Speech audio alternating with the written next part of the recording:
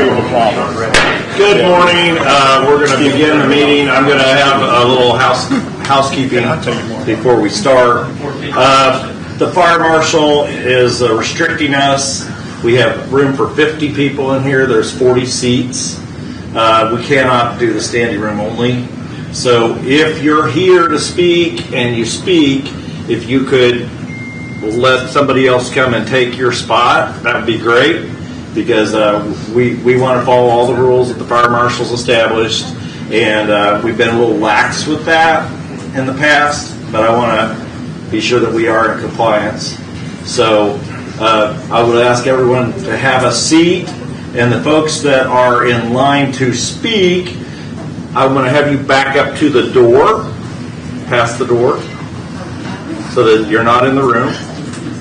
And we were just going to try to make sure that we don't want to put anybody in danger. We want to follow all the safety protocols, especially in the event of a fire or something like that. So I do apologize, been a little lax with that in the past, but I'm going to make sure that we follow those rules going forward. So if you'll join me for the Pledge of Allegiance, we'll begin the meeting. I pledge allegiance to the flag of the United States of America and to the republic for which it stands, one nation, under God, indivisible, with liberty and justice for all. And I'll do the roll call. Mr. Dove? Here. Reed? Here. Cole? Here. Here and here, and all 5 members accounted for. The commission is fully present, and we will now have the prayer by Mr. Dove. Let's ask for a moment of silent prayer.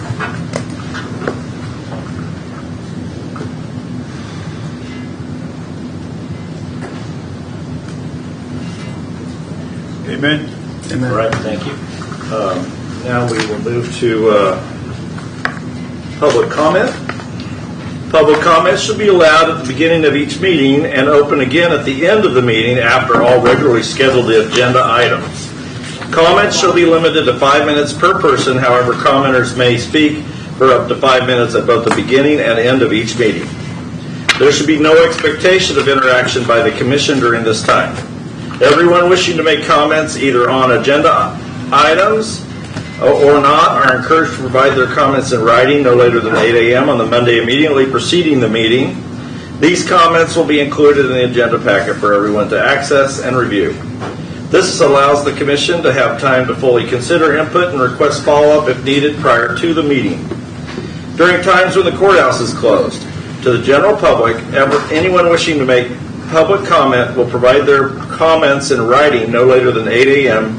the Monday immediately preceding the meeting. The comments will be included and distributed with the normal meeting packet. Please come forward for public comment, give your name and your address. Thank you very much. Good morning, Commissioners. Richard Paz, 17715 Michaels Road. I want to comment today on the Stiefel report that was put in the agenda and that the board may hear later today. And I'm not here to shoot the messenger. Stiefel put its caveats inside its own report, and I do not fault them for that. Rather, my question is about the county's intent. Why has a gross revenue analysis rather than a net fiscal analysis been placed in front of the public in a way that invites the interpretation that it settles the fiscal question? It does not. I would also like to point out quickly that the City of Tonganoxie has an interest in annexing the site for property tax and franchise fees. Kansas statute does allow for that. But that's akin to admitting that in order to save itself, Tonganoxie must destroy itself. But the implication that this report proves gross revenues will outweigh the project costs, tax exemptions, indirect costs is not a claim the report makes. The authors say so on page 6, and I quote, "These are gross revenues only. The project-related costs the county and other jurisdictions would incur to serve the campus are not quantified in this report, so the figures should not be read as a net fiscal benefit." So if someone treats this report as evidence that property taxes will drop, say, from 30 to 70%, they either have not read the report or do not understand the difference between gross and net. Stiefel on page 18 calls those mill levy reductions, and I quote, "illustrative maximums, not forecast." Hence, a gross revenue analysis discusses the potential amount of money which may hit the Treasury. A net revenue analysis answers the question that matters. Is the taxpayer better off or worse off? And at what cost? And I want you to remember that. At what cost? A proper net analysis also counts at externalities, economic externalities, which every economic development project brings with it. What's the cost of health, safety, property values, and the true cost if, for example, a gas turbine power plant, which you'll hear about later, if that gas power plant runs continuously rather than as backup. Standard public finance practice requires the combined view.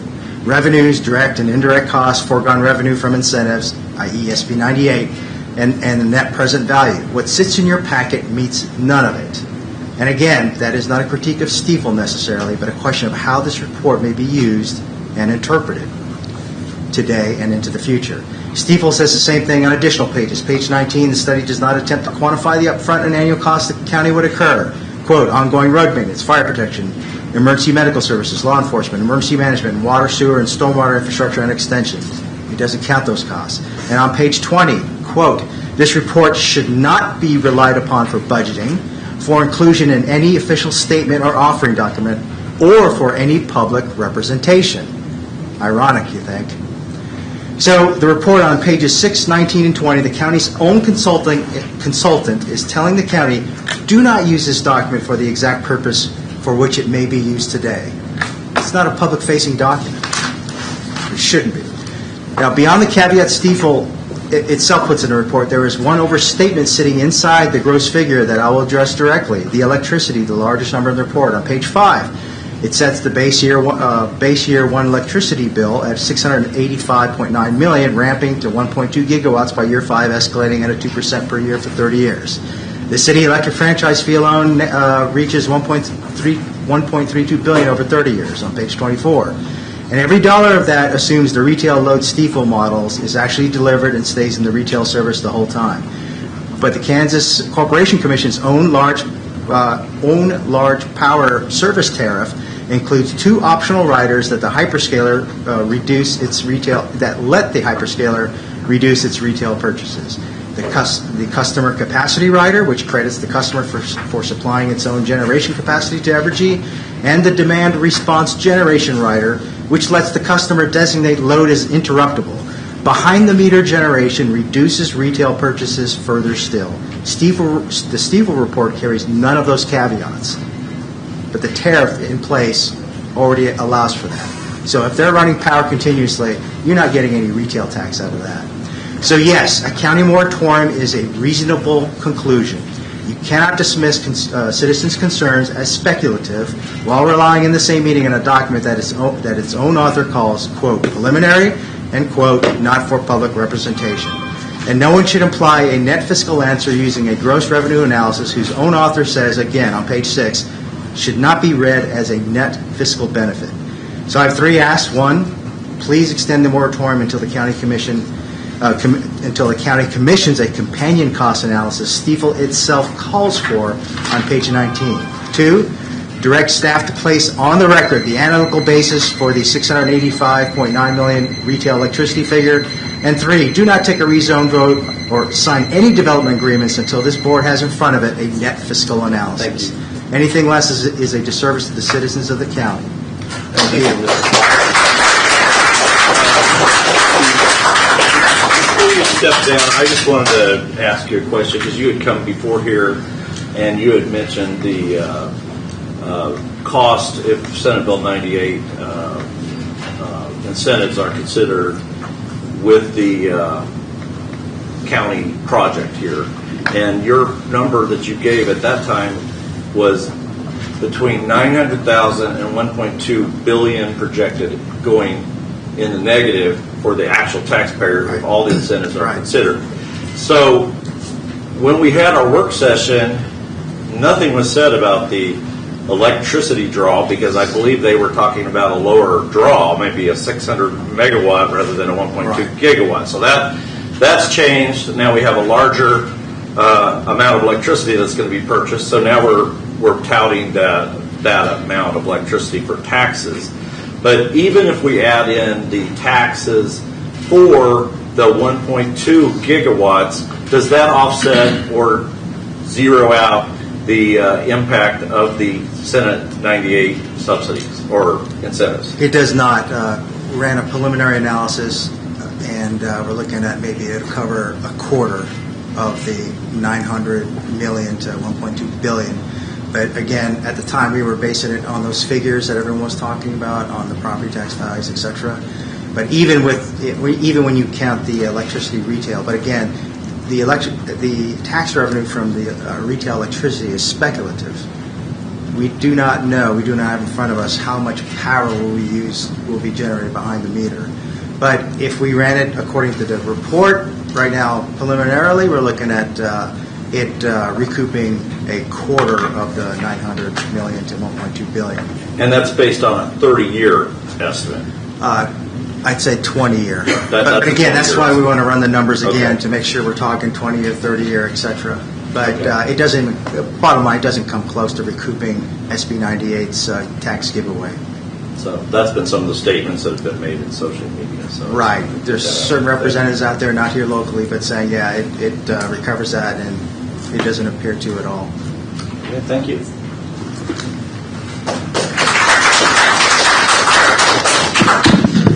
Good morning, Jim Karlskin from Reno Township. I'm also here to discuss the Stiefel report. And, you know, the report itself, the people that did it, I'm not critical of them. But it reminds me of what Cloverleaf did on June the 16th when they provided the dog and pony show in Tonganoxie at the coffee shop. This is another dog and pony show that's presented to the people. And I'll talk about specifically about what the projected revenue for the school district is. It appears on 13, and it's very concerning. They talk about $21,870,000 for the schools. You know, that's laughable. It's a joke. Okay, what it's don't let that number leave this room, because the consultant itself tells you that the number overstates what the school district would actually retain, and the report never corrects it. They never correct it. They still leave you thinking that the school districts are going to get, you know, $21+ million.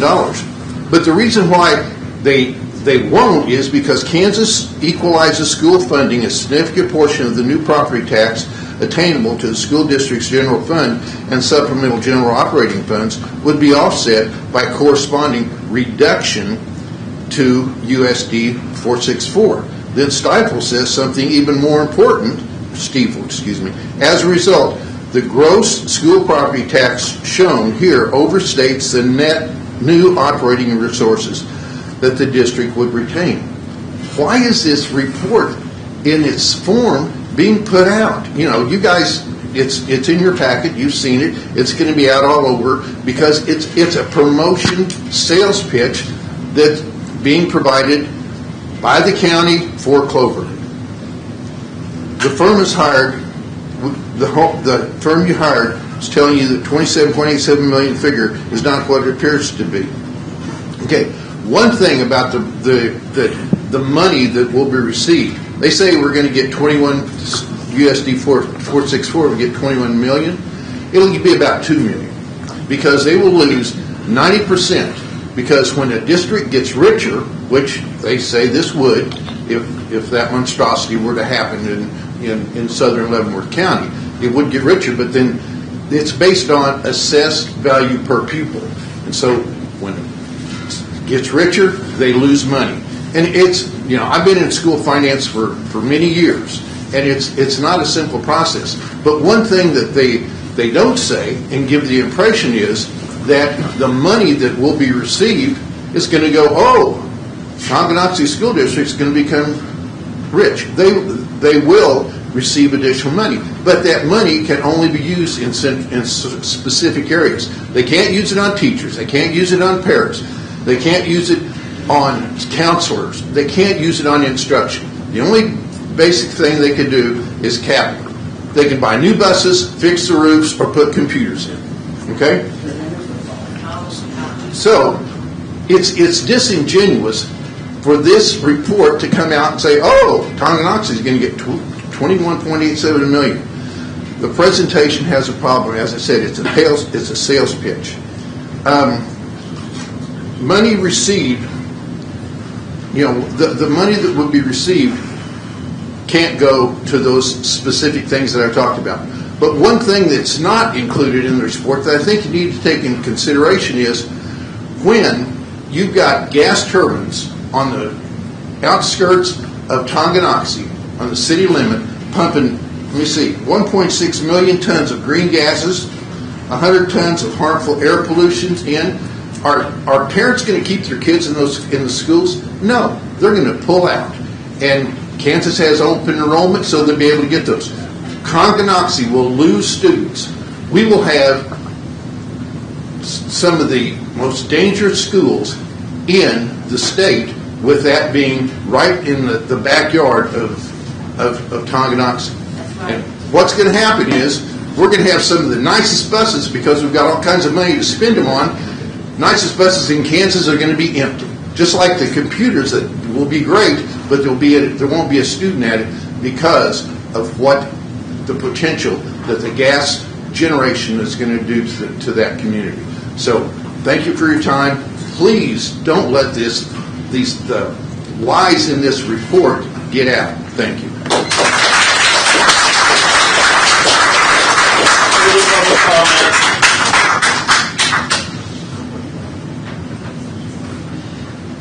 Good morning. Good morning, gentlemen and ladies. Ron Grossman, 1421 Columbia Avenue. I'm here to address the request that you extend the moratorium. First, you can't extend something that doesn't exist. We have no moratorium right now, so you're being asked to start a new moratorium. I've done some research, and it concerns me that your constituents, over 1,000 of them, appear to be in favor of the data plan. And it also concerns me that in your recent election, that both Jefferson and Douglas County voted in favor of retaining somebody who is pro-data center. So the indications are that the data center is going to come.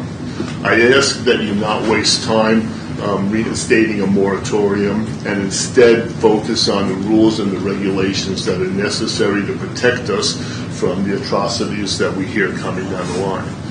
The moratorium is just a waste. It's here, accept it, move on.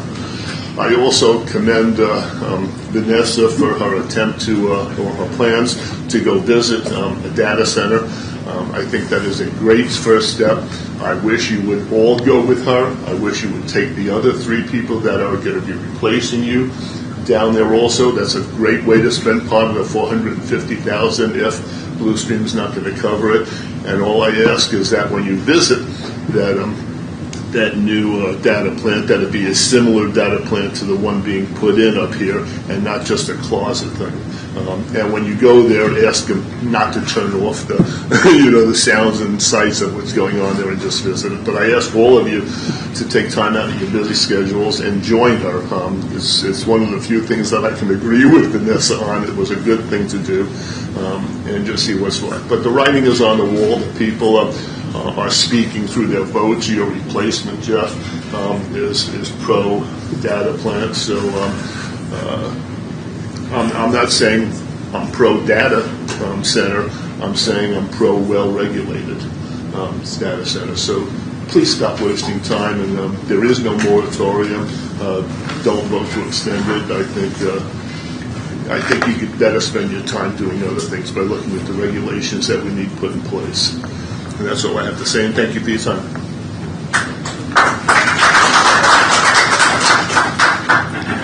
Good morning, everyone. My name is Tammy Patton, and I live at 625 South Bittersweet Lane in Lansing, Kansas. I want to speak to you today as a realtor, someone who understands what property value really means to the people who live here. And I want to emphasize one thing. Our homes are not a tax incentive. Before Leavenworth County approves any application for Project Bluestem, there's a question that needs to be answered. What is the project going to do to the value of the homes and land surrounding it? Not the value of the data center, not the developer's investment, and not the projected tax revenue. I'm talking about the property, land, homes, and equity of people who are already who already live around the proposed industrial project. Right now, Tonganoxie's housing market is not collapsing. In fact, it's growing. According to Realtor.com, the area had a median sold price of $396,631 as of June 2026, an increase of 10.01% from the previous year. That means homeowners are building equity. Our property values are rising, and that is good from this standpoint. So the question becomes, why would we introduce a massive industrial facility into this community without first determining what it could do to the property values surrounding it? Because once those values are affected, the homeowners are the ones who bear the loss. And we don't have to simply guess about the potential impact. There's no research specifically examining what happens to residential property values around data centers. A 2026 George Washington University study examined Loudoun County, Virginia, one of the largest data center markets in the country. The researcher found that the homes within the 1/2 mile of an already announced data center sold for approximately 2.8% less than otherwise similar homes located further away. That's important because this wasn't a study asking people whether they liked data centers. It examined actual housing transactions. And another 2026 nationwide study examined housing transactions around hyperscale data centers across the United States. The researchers found that hyperscale data centers were associated with an estimate of 6.8% reduction in nearby house prices.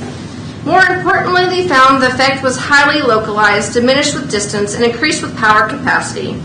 That should get our attention, because Project Blue Stem isn't a small data center. It's being proposed as a massive industrial-scale data center campus with hundreds of megawatts of power demand. So let's put the research into terms every homeowner can understand.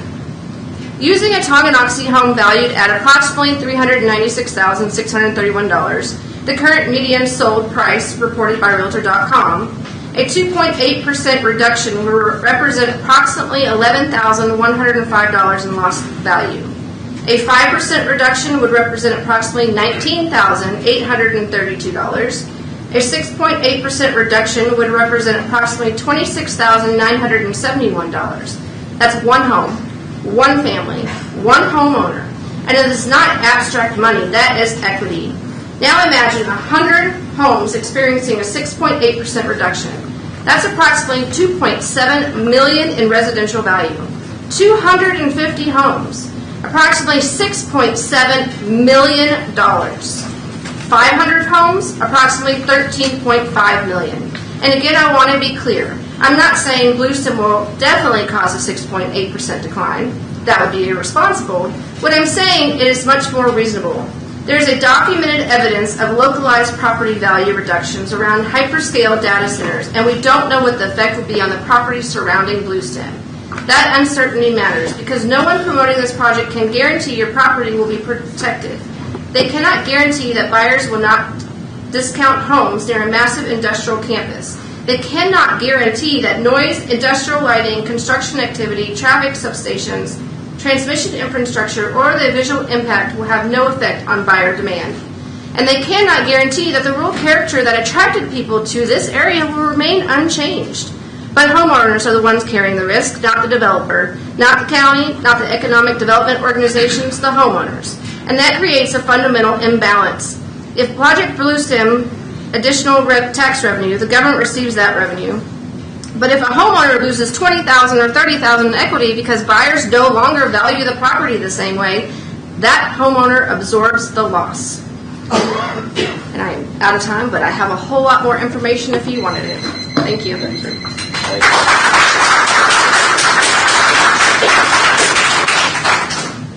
Good morning. Is it allowable to ask questions of any of y'all? We try to not be interactive, but you could give your opinion, and then later on when we are having our discussion, we'll try to address what you bring up.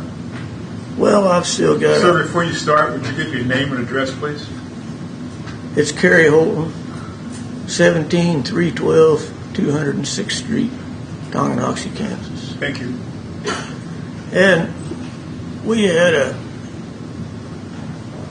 individual come up some time back with a handful of papers about a power line easement, and on 160 acres of ours, and he didn't have any answer, so then he wanted a signature. Where's it going to be? You get an aerial photo of this quarter section. Well, I don't know. Well, how big is it going to be? Well, I don't know. My job's just to get a signature. Well, I'm going to ask anyway. Would any of y'all sign one like that if it was your property? I doubt it. Well, we haven't. And I know of 4 others personally got the same thing. No answers. They've asked Blue Stem, Cloverleaf. They don't know. And they don't give a damn. That's just a cold, hard fact. And some of these, well, this one I'm talking about is in your district. You got any idea how many properties in your district are affected by this? You don't. Did you even research the matter? I would think that would be called due diligence as a commissioner. But maybe I'm thinking wrong, but I'm assuming that. But we have no idea what that's going to do. It's going to be at least a half a mile, about 25-acre easement on a quarter section. Well, it's going to come north, and common logic says it's going to go west, and it ain't going to be on the right-of-way. So that says it's going to be a monster, but we still don't know. Can't get an answer. So I've heard through the grapevine that some of you feel like you're being harassed. Well, how the hell do you think I feel? And any of the other people that's going to be eviscerated by these power line easements, you can't get an answer. What do you think that's going to do to the market value of that quarter section? You're going to lose the guts out of it from north to south. In an easement, okay, you still get to pay the taxes, but you can't do a damn thing under that easement. They can come in anytime, day or night, cut your gates, do whatever they need or want to do, and there's nothing you can do about it. So it's going to go north. We know that. And then it has to go west towards this monstrosity. So how much frontage is going to be gone? We don't know that either. There's so damn much that y'all don't know. But it seems to be damn the torpedoes and full speed ahead for some folks. Well, how about us, the expendables? Huh? How about that? The whole community of Tonganoxie, the schools, it's all going to be torpedoed. I don't care what the white horse people are telling you. That's their job, the snake oil salesman. And in some instances, just a flat-out lie. Because they don't care, they don't live here, they ain't going to live here. But you know, folks that are rooted here, we're here. And then people that, well, here we got this thing, maybe we ought to move, sell out. Who the hell wants to buy it? Yeah, what do you think that quarter section is going to take a hit on market value?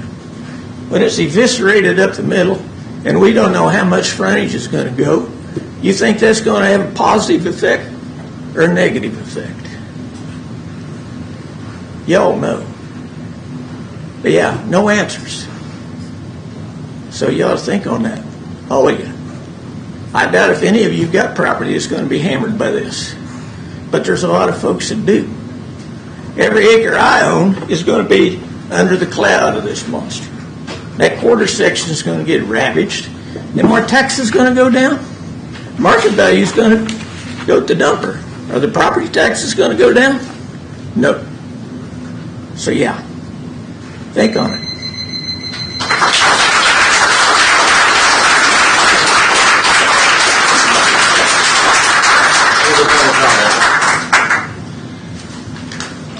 Commissioners, good morning.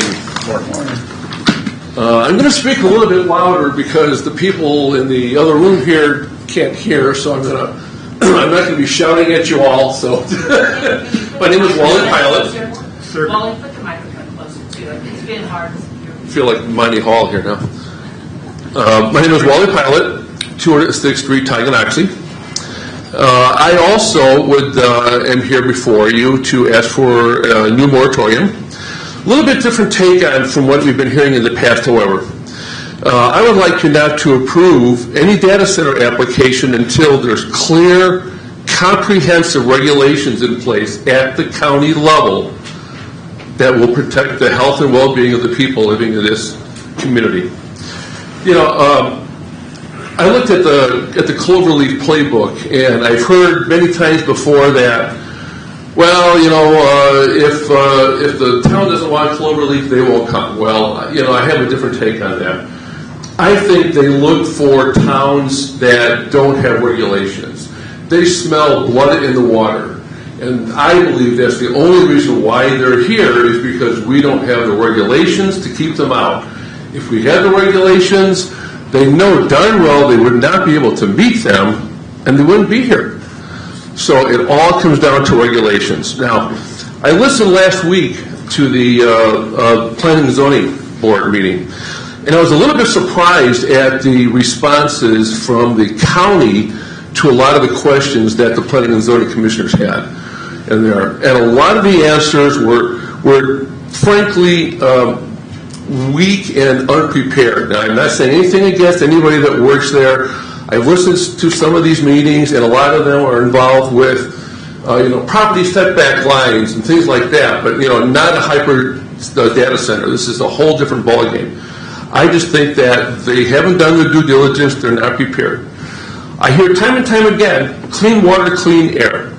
One of the planning and zoning, well, what about protection to the water? Well, we didn't put those regulations in because clean water, clean air. We'll take care of that. What about pollution from these stacks? Well, clean water, clean air. They'll take care of that. Well, I'm here to tell you right now that there are no state or federal regulations that are going to protect us and the health of the citizens in here. I'm going to give you one example, and I hope this kind of brings it home to you. Donald Trump's executive order on AI data centers. I don't know if any of you have read it, but I'm going to give you a little bit of information about what it says. Let's look at a scenario. Let's say that a company like Cloverleaf wants to put in a hyper data center. Evergy says it can provide power until 2030, let's say. So the answer is to use those large natural gas pipelines that run through the property and to build power plants. Well, that's no problem, right? Clean air, clean water. That's going to take care of everything. Well, it's not, because here's what Trump's executive order says. Among the provisions of the executive order, 1, acid rain program exemption for power plants.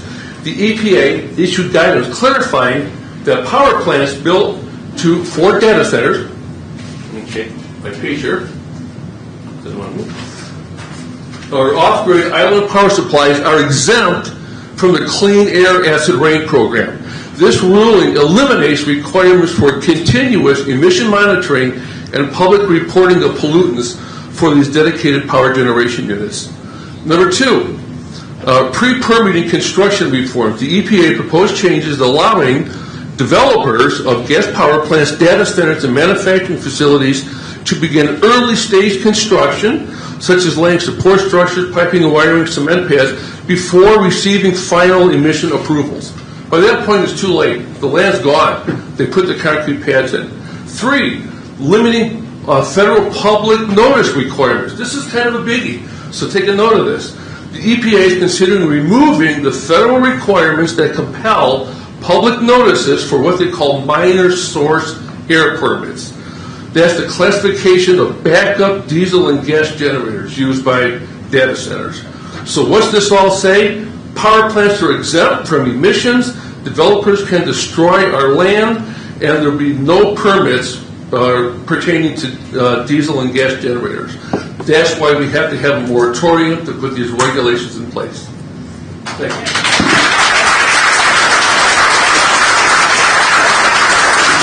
Another comment. Morning. Good morning.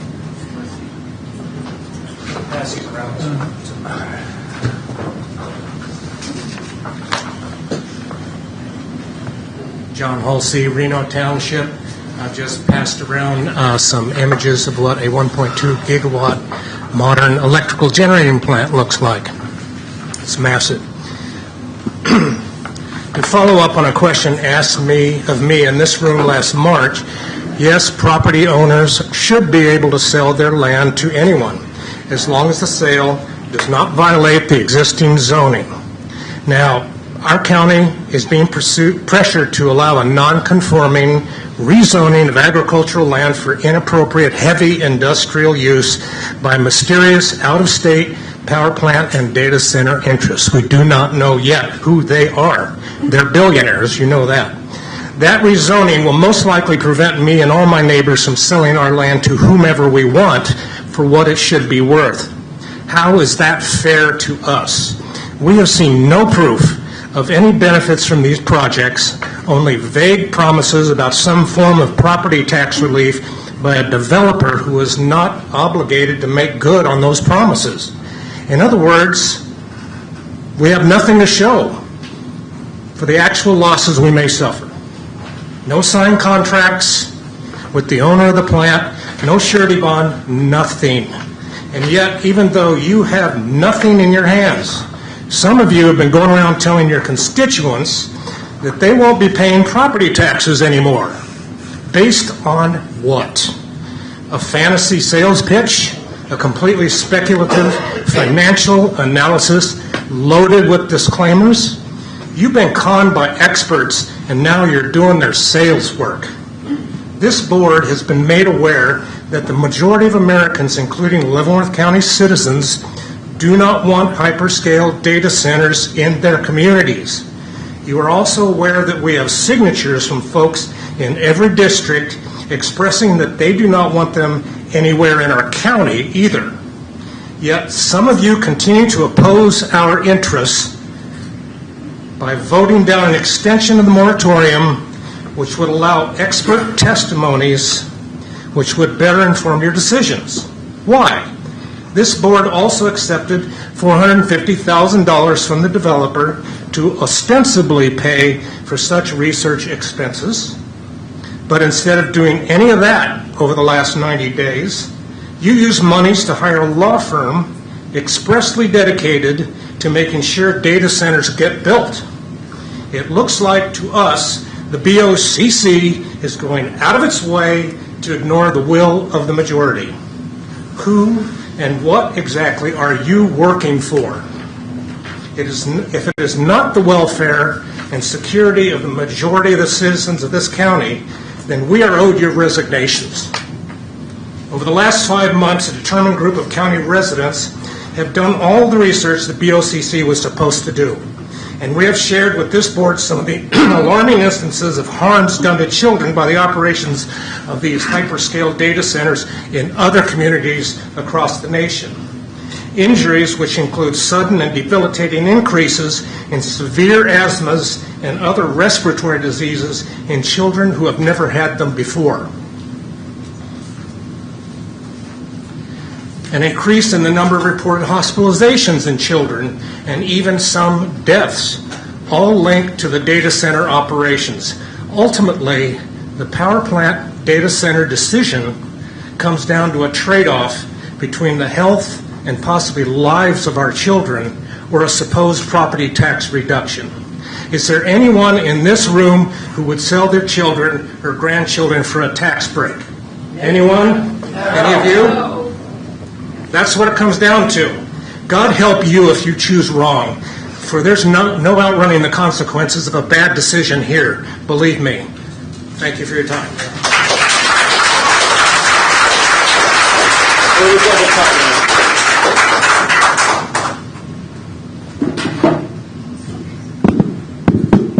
Morning. My name is Brian Long. I'm a homeowner. I live less than a half mile north of the north end of the proposed data center, between the data center and the school.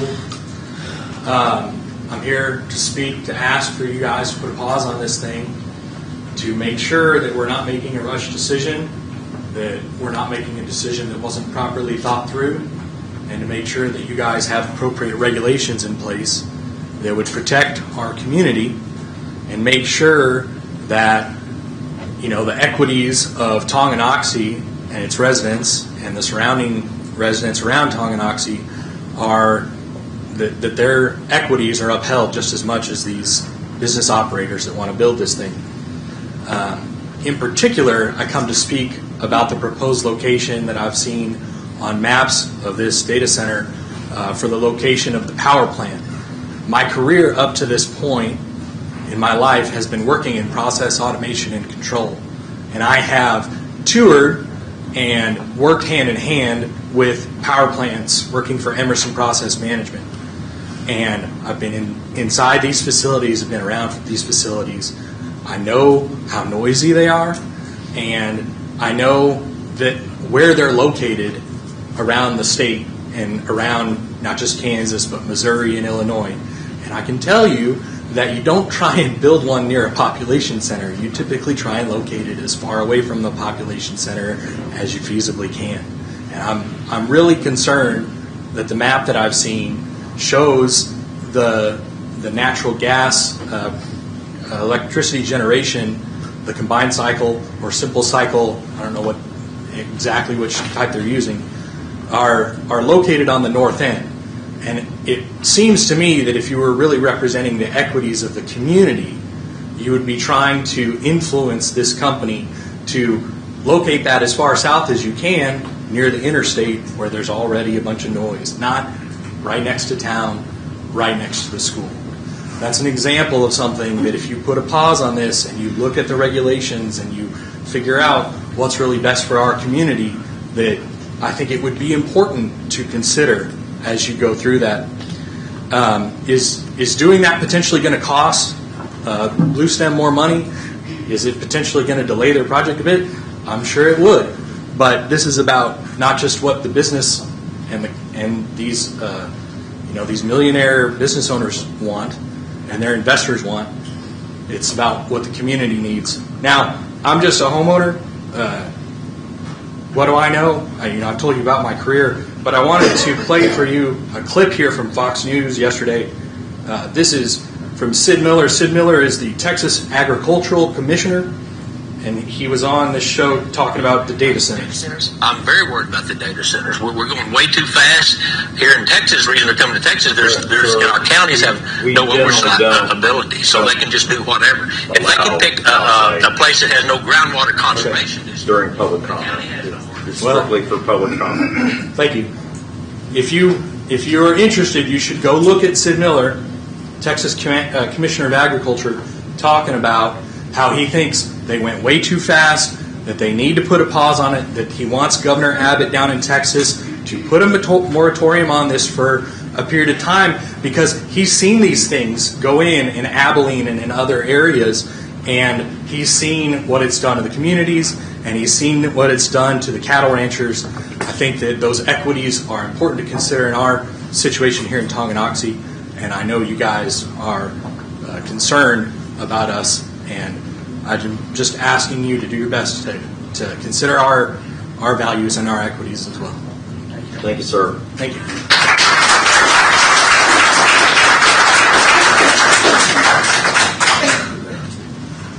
Good morning. Hi. Good morning.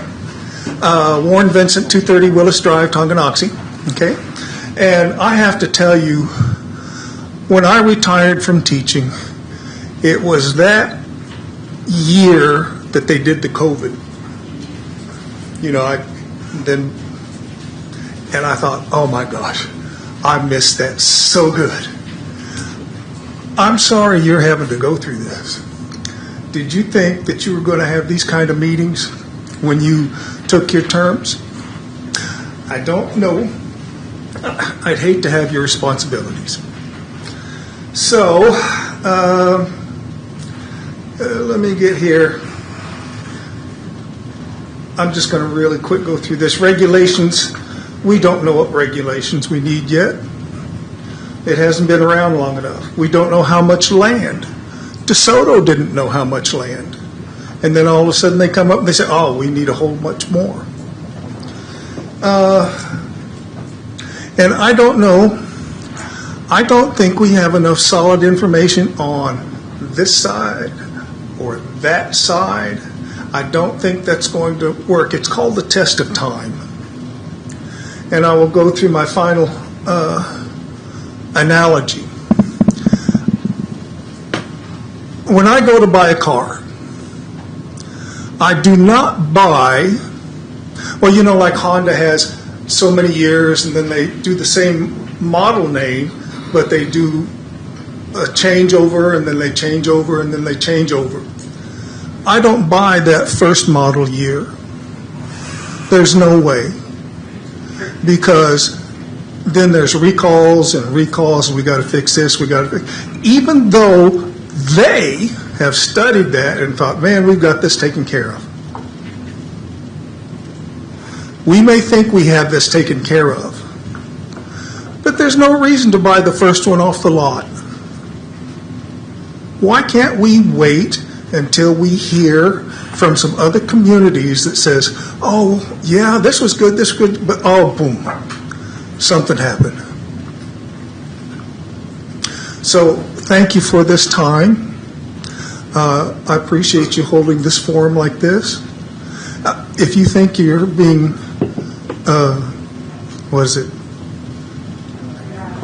harassed, I'm sorry. But it's just happening too fast and without enough information.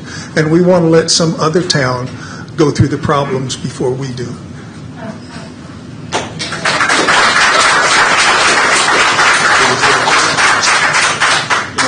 Good morning. Steve Arnott, Stranger Township. My folks, DS for a second, please. Sure. I don't know whether you get PowerPoint slides. So I hand those down. Mr. Stevens already seen this. I'm here for something different. Okay. Is Rural Leavenworth Incorporated is having a roundtable discussion concerning flooding on Stranger Creek. Some background on the issue.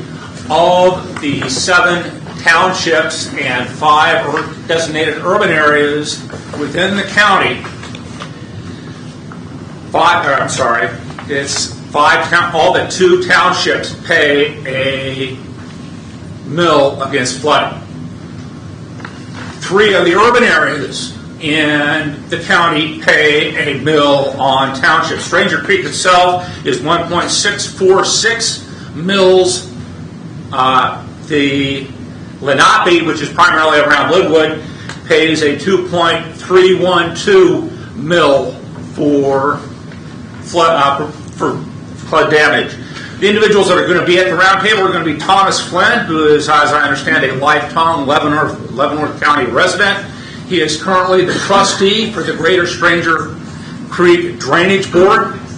Right now, my understanding is all they have the authority to do is to clear blockages of the stream bed to prevent the water expanding.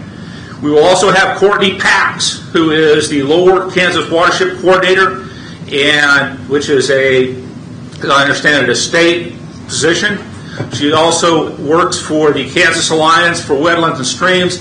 That organization makes money available for cities, townships, farmers, etc., to mitigate flood damage and protect cropland.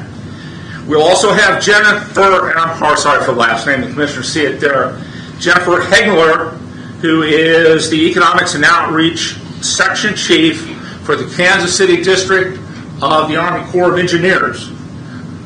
She too makes money where federal issues are identified, such as USDA crop insurance, etc., to help alleviate flood damage. This meeting is going to be held at Hillside Honey. For those of you that have been in Leavenworth County for a while, you'll know that's the old Easton High School. A good friend of mine, Ty Miller, is the owner and operator there, and I'm sure he's going to have honey for sale after this is over. Subject to your questions. Please, and before I go, I appreciate all of what you do. Teddy Roosevelt once talked about being in the arena, and timid souls who are so scared of failure that they do not venture forth. So I appreciate the individuals sitting up there today for not being timid souls and stepping into the arena and making their opinions known. Subject to your questions. Well, thank you for making your opinions known, and thank you for inviting us to this, because people don't realize how many issues this board deals with. Over the years, we've dealt with tornadoes, we've dealt with sand pits, we've dealt with all kinds of issues, but flooding is one of the issues as well. One other thing, it's Mr. McGaha. I don't know whether he's still the emergency manager director downstairs, said that flooding is the #1 issue that Leavenworth County deals with in terms of emergency management.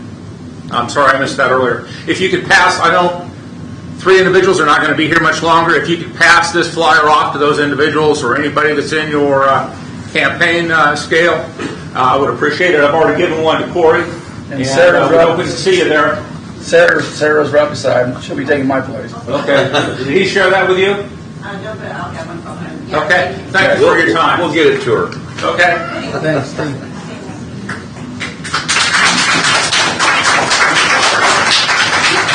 Good morning. Morning. Get the little sheet I had distributed to you. Don't take this wrong. Was that the one with the numbers? I got something else.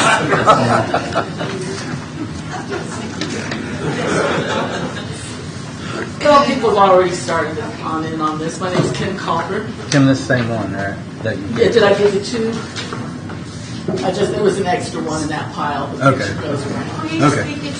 Yeah, I'm going to try and get it back to my height. My name is Kim Calvert. I live at 2325 East Sycamore Street in Tonganoxie. And I want to talk about the fact that there's a lot of elements to the data center. We're focusing right now on the natural gas-fired turbines, and whether or not they're going to be in continuous or just as backup as from a grid supply.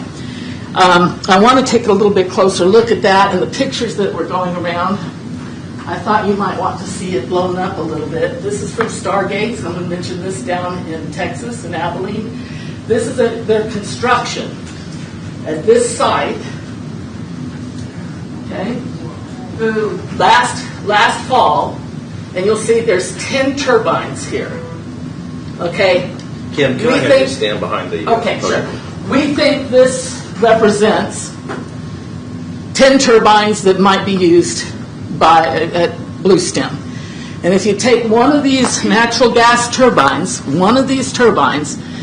that one turbine will generate 253 million kilowatt hours in a year.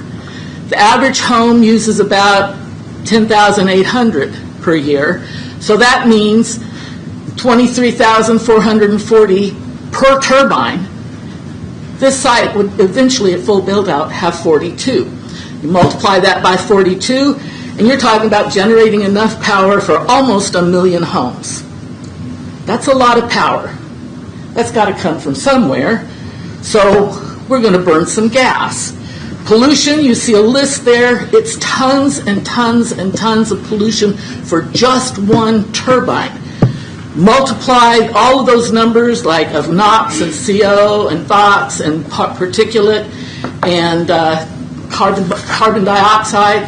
You multiply those by 42 and you get, in case of carbon dioxide, 6,090,000 tons of CO2 per year from one turbine, from 42 turbines that will be the final build-out. Now you say, okay, what is that? How do I relate to that? That's 2.5 billion cubic feet of gas that will be burned in a year. Tonga uses 100, the whole city, business and everything, use 187 million. So 107 billion cubic feet for the plant. Now, CO2 is the major greenhouse gas, so we're talking about warming here. And that, from this plant, would be like driving cars around the plant in a localized area to burn off 69 million gallons of gas in a year, right there in the side of the plant. So this is going to be a lot of emission.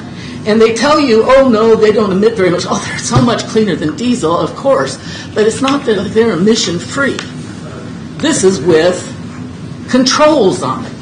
This is with emission control packages. And you're still going to get that. Doesn't this strike you, as Wally mentioned, I mean, we're running out of regulations from the government to help keep our air clean. And I would think we'd want to at least have a study that was based on weather and topography and our current air quality and what might actually accrue when all these other data centers around us in the Kaw River Valley start putting out the kind of pollution that's only coming. It's not even talking about the diesel. It's not even talking about the diesel that could be coming out here. So this giant thing here, multiply that times 5 to see the results, okay? And we're going to have a lot of a pollution. Now, those turbines are only less than 40% efficient.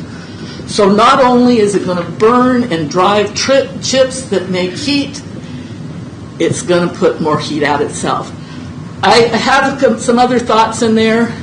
The cost, I think Wally addressed that. We've lost so much through giveaways, not just SB 98, but also property tax giveaways. There's a KSA 79-266. It puts a 10-year.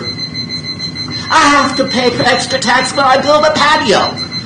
They can't even tax the slabs these things are on. Thank you very much. They're stuck. Thank you.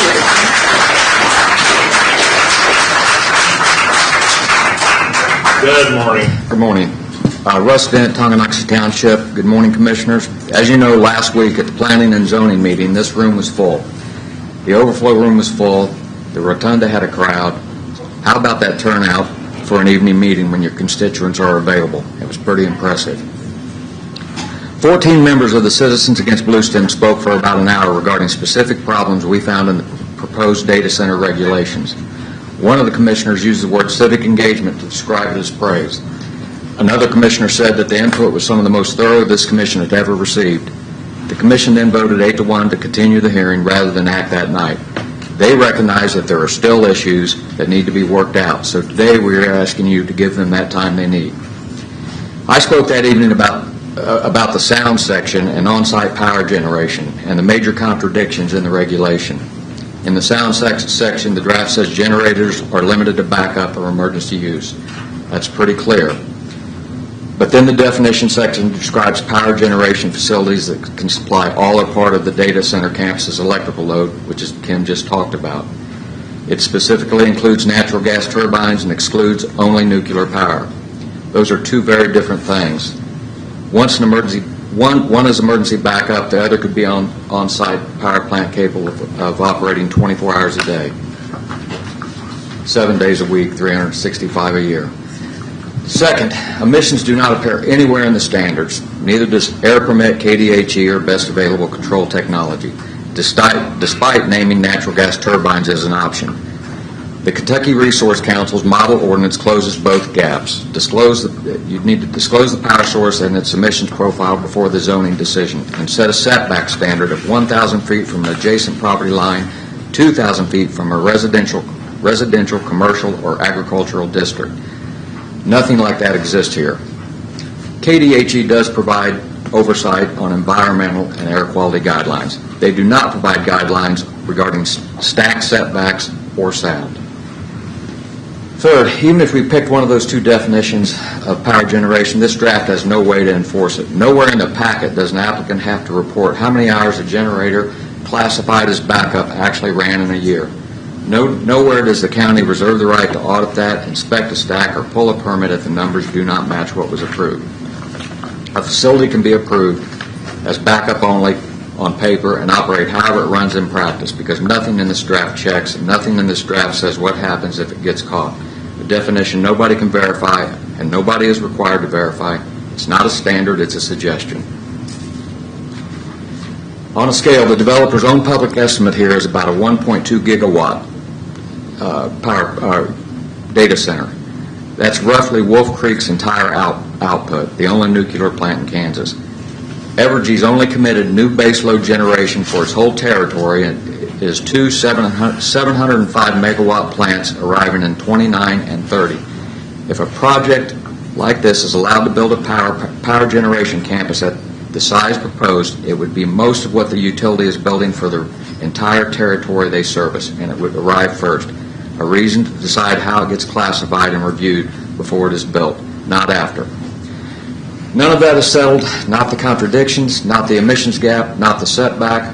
What this county lacks is a rule that stops an application from being filed while the work is underway. My ask this morning is that the board vote to approve a data center moratorium through the end of the calendar year so the generation classification, the emissions disclosure, and the state stack setback can get decided in public on the record before they are decided by whoever files this first. One other comment, this county needs to do something about overflow. We've got a ton of people out here, cannot hear the meeting. It's inconceivable that we don't have a way to view out there other than iPhones, and then that gets to be a whole other problem. But thank you for your time.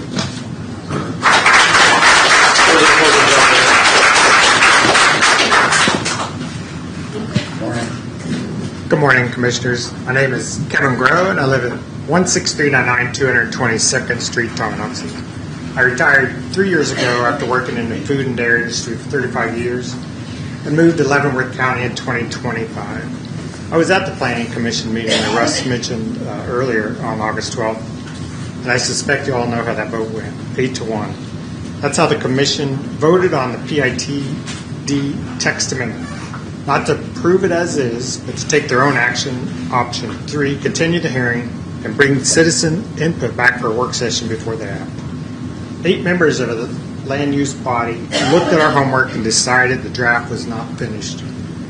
I spoke that night about what actually protects the neighbor next door, as we live right across the road from the proposed site. Here's what I found: 300-foot setback and a berm. The sound limit is the same number at 3 in the morning as at noon, no difference, and a landscaping requirement. Here's what I didn't find: nothing about emissions, no requirement that a generating plant sit farther back than a warehouse does, or any obligation to measure sound at a resident's house instead of a fence. The entire penalty section is one paragraph, and it pushes the parameters that actually protect the neighbor in the private development agreement negotiated later between the developer and the county personnel. No input from the public or neighbors.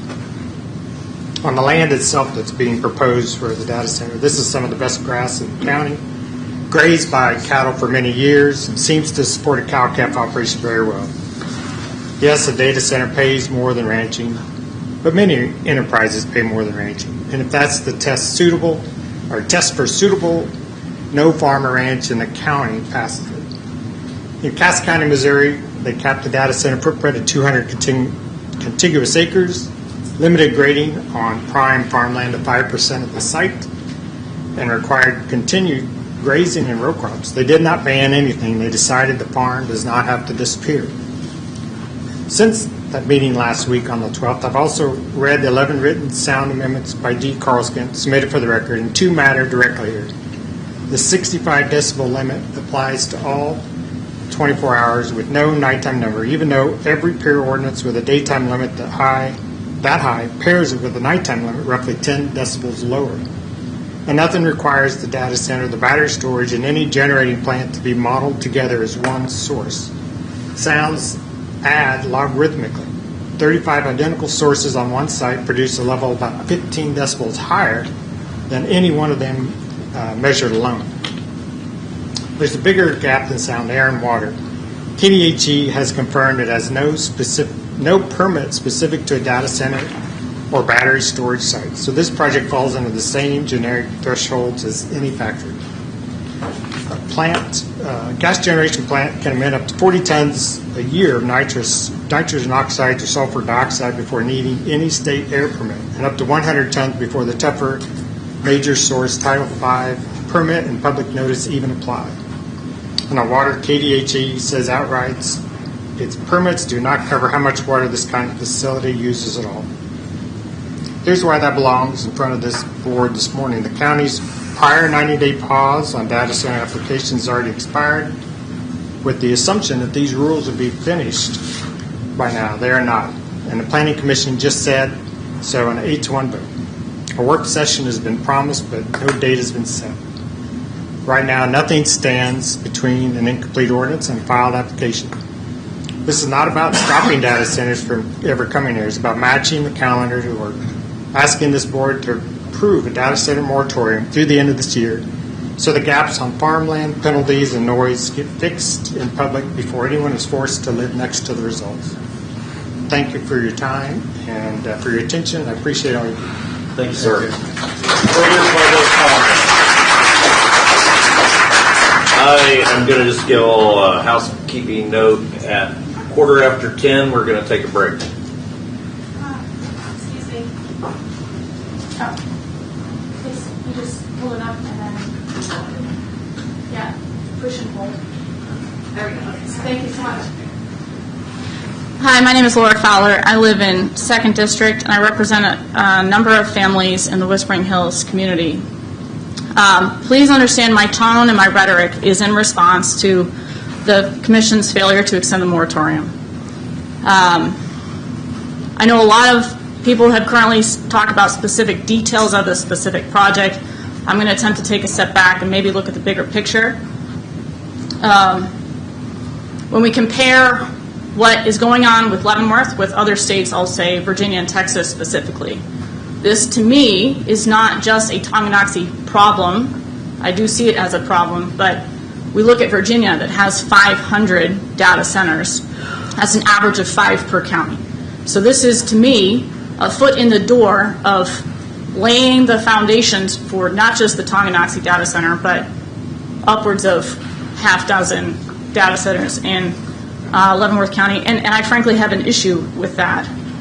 Beyond all of the environmental disasters that there is a mountain of evidence to support this claim that these things are horrible for the environment and they're horrible for the neighbors.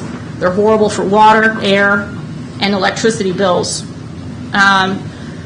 To ignore that is not ignorance anymore. It's a failure to see actual evidence of actual people who have been affected by this. That is a failure, not ignorance. Okay, so at this point, if it's not ignorance, is it negligence? Negligence to execute your jobs in accordance with your oaths? Okay, and let's look at, well, you have an oath and you have a responsibility to your constituents. Okay, I'll be honest, I feel betrayed by what has gone on so far. The $450,000, the lack of any ordinances that occurred during the 90-day moratorium, all of that to me is leading us towards an end state that nobody asked for, nobody here wants. Look at the people in this room who have showed up week after week, who have organized this, and look across the country. This is occurring not because county commissioners are leading their constituents and doing their jobs. All of these fights are the people rising up against their leaders. It's the people rising up. These trends are across the states that have data centers already. We don't want this, and we need you to hear us, and we need you to do your job. And again, I mentioned betrayal. Okay, so what is, okay, to me, like, is that a traitor? A traitor is someone who breaks faith or loyalty with their country or a cause they promise to. What is treason? A crime of betraying your own country. Okay, I'm not judging. I'm not here to judge you, but I need you guys to look in the mirror and see if you fall into that category. Let's not forget too, what is the end state of the data centers? It's mega data. We're talking digital ID, linking every bank account, every Bluetooth device, every vehicle for adults and minors, complete lack of privacy in any public or private area to include your own vehicle, to include your own house. Every smart fridge, every smart TV has the capability to track and lock you down. This is the installation of the surveillance and control state. Individual pricing, where I pull up on my phone something on Amazon, and anyone sitting next to me is going to pull up a specifically a different price for the same thing because it's aggregated my data as I bring up the page, and it's going to give me a price that it feels like I should have. That is fundamentally wrong. It is fundamentally against the foundations of our democracy, and that's ultimately what I want to highlight here, is our democracy is at stake. With data centers like these, our democracy is at stake.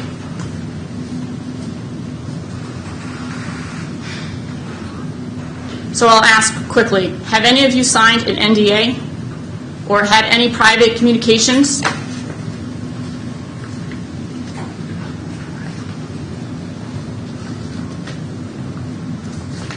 I know you're not required to answer me, but not answering is also an answer. So let me end with, I know my time is short, let me remind you please of your oath, your moral and ethical obligation to serve the people and to protect us from predatory corporations. It's never too late to do the right thing. Thank you.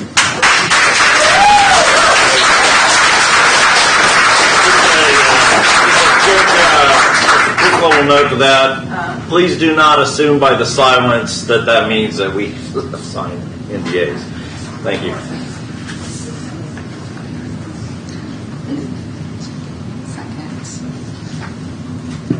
I wanted to come and introduce ourselves and give my thoughts on why we should reject any proposed data center.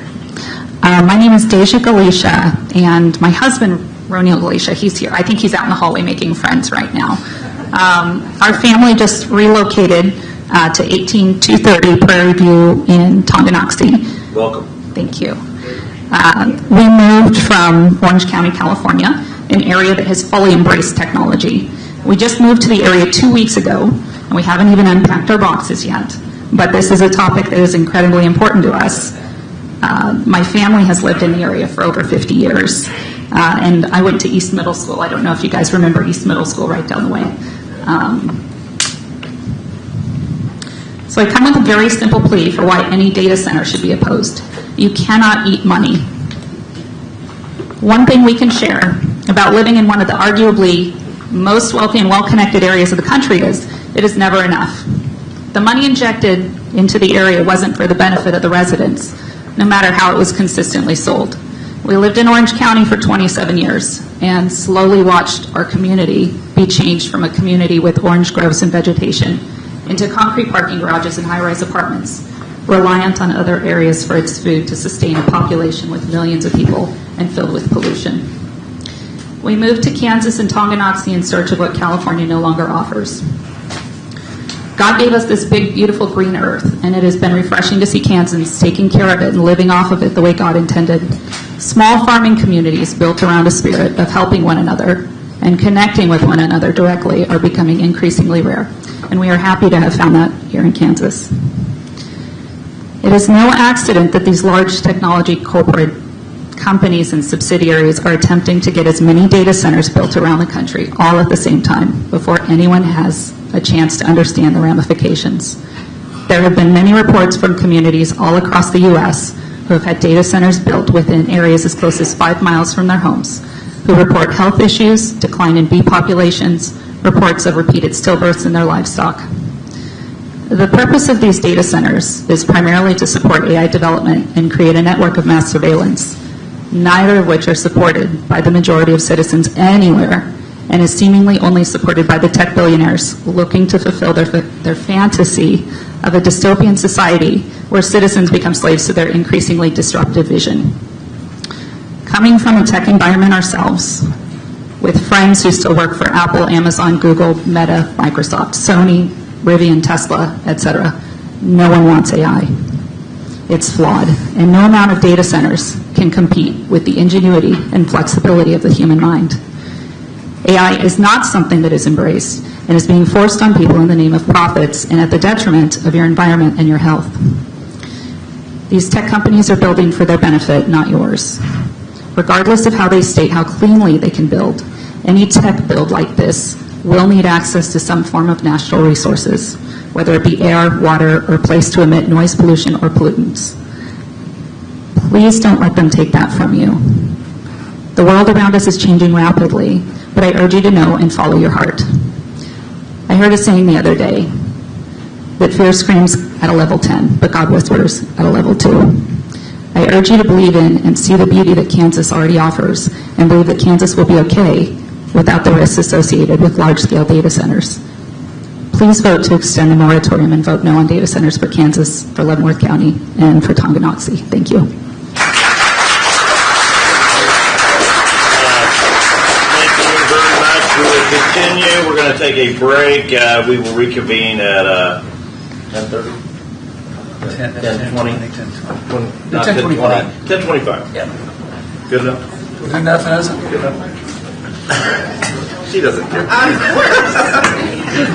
didn't trust you. We will return to session, everybody. Just a reminder, we can't have standing room only. Please take a seat or be beyond the door. Appreciate that. That's for the fire marshal. Appreciate that. And we will continue with public comment. Good morning.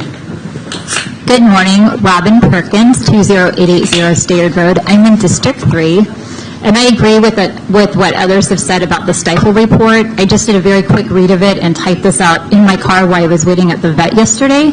So I'm just going to point out a few more things that I came across that I think are important. On page 6, it says these are gross revenues only. The project-related costs that the county and other jurisdictions will incur to serve the campus are not quantified in this report, so the figures should not be read as a net physical benefit. Page 9 points out that the state aid given for schools will get reduced. I think this is what Jim was referring to earlier. So we get money in, but then we get state money taken away. And I don't see how that was offset in the calculations anywhere in that report. It also says at pages 10 and 11, it acknowledges that even with the community benefit payments, the taxpayers are still left funding the other 50% of the required roads and infrastructure development.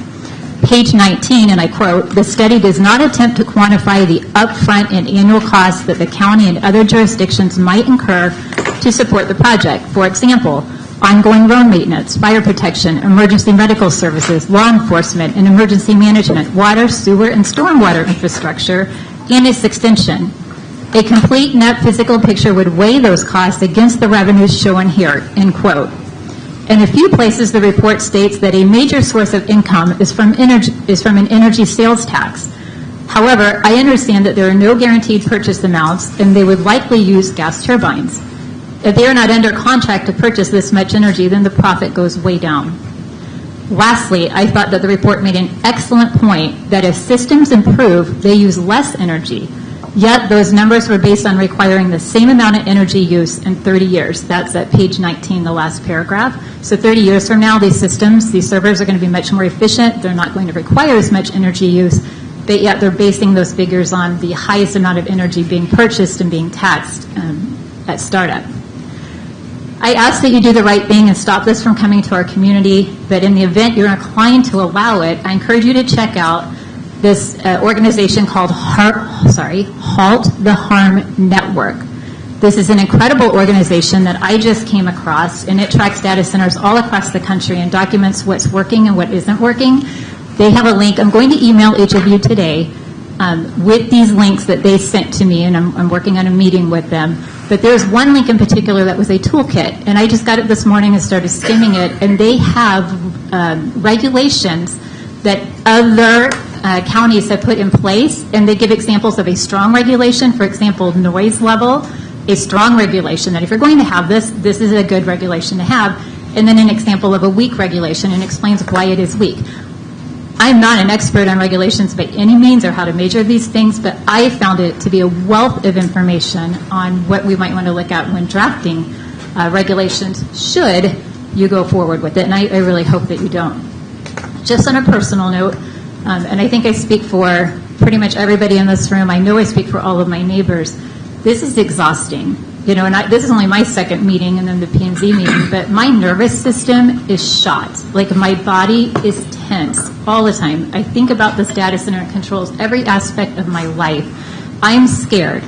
I'm worried about the children. I'm worried about my farm animals. I'm worried about my way of life. You know, this is draining on all of us, and we're looking to you. The 5 of you hold so much power, and we're putting our trust in you, and we're begging you, please take all of this into consideration before making a decision. I think a moratorium is very appropriate to give us time to take a breather, take a step back, and really assess regulations and rules that we would want to have in place. By the way, that toolkit, there's places that even have what the facade needs to look like. There is a decommissioning regulation that was enacted where if they ever abandon the project, they have to put the land back to its original state and tear down the buildings. I mean, why can't we, if we're going to do it, let's have something like that. You know, let's find a way that if this is coming, we need to make it work. But again, I really hope it doesn't. Thank you.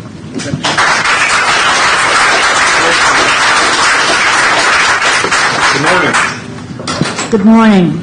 Can you hear me? Yes. My name is Sandra Blantz, and I'm a resident of Tonganoxie. I'm requesting that you all vote for an 18-month moratorium, and while you are voting for that, the other people that are going to be coming in to take your seat, if they decide they don't want it, then they can vote no, that they'll end it. When you have a committee meeting to come up with these regulations, and that's your job, you invite those other 3 members that are going to be up in your seats. You also invite some of these people here who have some great research. And while you're sitting there in that meeting, coming up with these regulations, you ask yourself and everyone else sitting there, is this good for the people of Leavenworth County? Is this good for the people of Tonganoxie? Because that's your job, to protect us. Thank you very much. Thank you.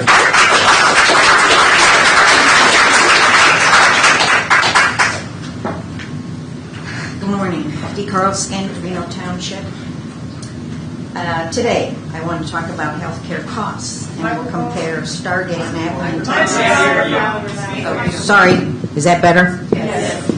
Okay, so I'm going to compare Tonganoxie Blue Stem to Stargate. It's comparable in size.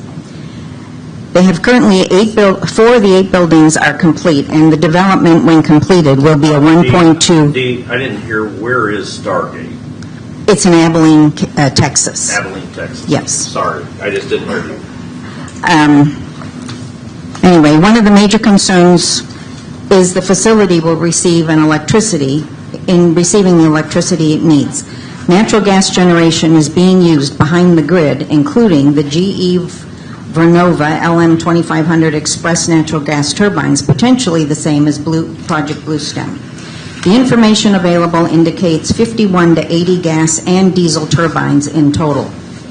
18 of the generators will be diesel, adding another potential source of air pollution. For a community of only about 4,000 residents within 3-mile radius of Stargate, the environment and health implications are significant. The estimated emissions associated with Stargate project are approximately 1.6 million tons of greenhouse gases per year, along with 1,000 tons of harmful air pollutants. And these emissions don't just represent numbers on a spreadsheet. They represent potential consequences for the people who live nearby. This brings us to the most important question: what does this mean for people's health? According to the information presented by Harvard dissertation by Dr. Michael Cork, PhD, and later commissioned by the Piedmont Environmental Council, health impacts can be estimated by using the EPA's Cobra Health Impact Screening and Mapping tool. For comparison, Dr. Cork analyzed 2 Vantage data center points in Loudoun, Virginia, and was approximately 1/3 size of what Blue Stem will be. His analysis estimated between 53 and 99 million in additional medical costs per year associated with the air pollution impacts of the natural gas turbines, and these are 2 smaller builds combined together are about 1/3 the size of Blue Stem. The model health impacts included an estimated 11% increase in asthma, 15% increase in respiratory infections, and 17% increase in COPD. Keep in mind these figures are based on 1/3 the size of Project Blue Stem. These numbers help illustrate something important. The cost benefit of a large data center isn't necessarily limited to the cost of constructing and operating the facility. And there was nothing in the data that was sent out yesterday by the accounting firm. There can also be costs that are carried by the surrounding community. The EPA's 2026 Health Impact Study social cost of greenhouse gases is approximately $240 per ton. When we are talking about emissions measured in millions of tons, that social cost becomes enormous. The generators for Project Blue Stem are estimated to emit 1.6 million tons of greenhouse gas per year. That comes to $384 million to this community, health costs. And when there's another issue that is easy to overlook, and that's the cost of living. Rents have jumped to $2,600 per month. That's doubled most of the community's rentals. We also need to ask, what will it mean for the health of nearby residents? Added cost of health care due to toxic emissions and social costs. With Project Blue Stem less than 2 miles from 3 schools, a nursing home, a daycare, what will the health impact be to those children? The goal shouldn't necessarily be to stop technology development. The goal should be to make sure that development happens responsibly, with transparent data, appropriate environmental protections, meaningful considerations of public health, and a clear understanding of who bears the costs. I want you to prove to me that this 1.2 gigawatt data center is not going to harm us. Because at the end of the day, communities should not have to choose between economic development and the health, affordability, and quality of life of the residents. Where in the final analysis of today's agenda does it account for the added cost of health concerns, lost wages, and environmental impacts proven to occur with a 1.2 gigawatt build? The rules and regulations have not been finalized that would protect the people of Leavenworth County. How can you put a dollar amount on the lives in Leavenworth County? And to quote FDR, a nation that destroys its soul destroys itself. Thank you.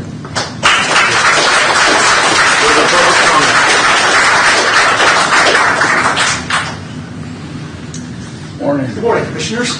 My name is Lee Hungerbeeler. I live at 21549 187th Street, Tonganoxie, District 3. First, I'd like to say that I appreciate that this commission has not modified the rules concerning public comment. I appreciate that. Some of our neighbors have chosen to go that route, and so I applaud that you have not taken that road.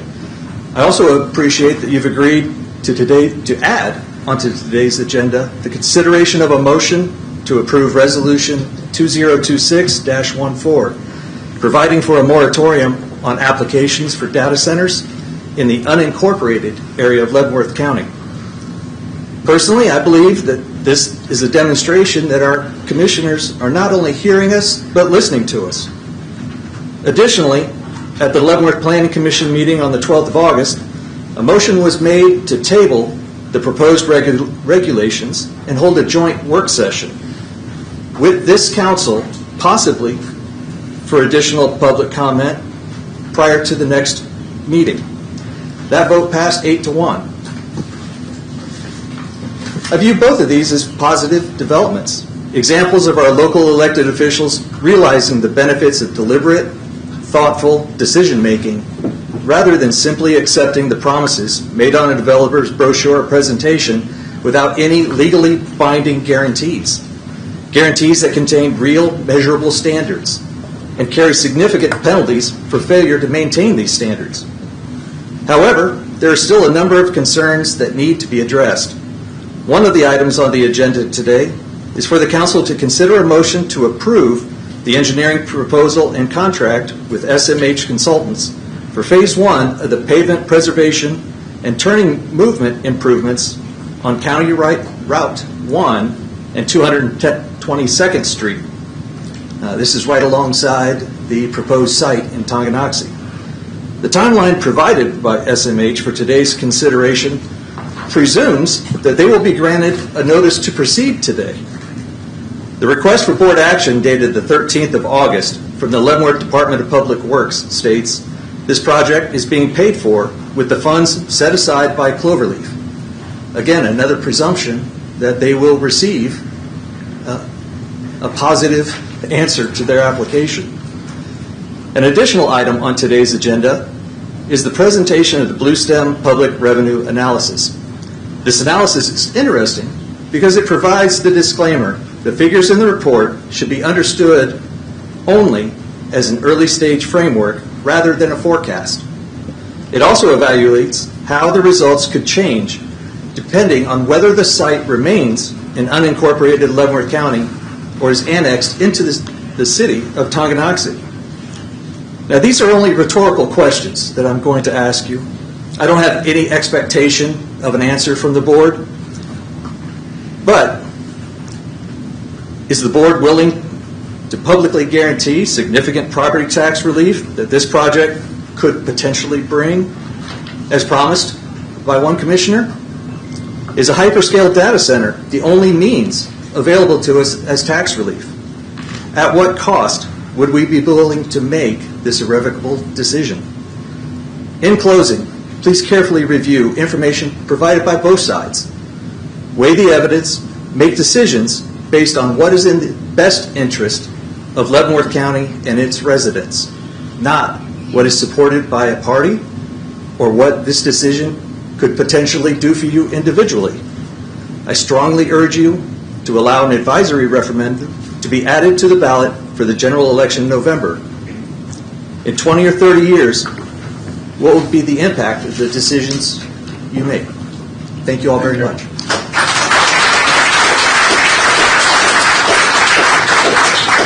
Further public comment?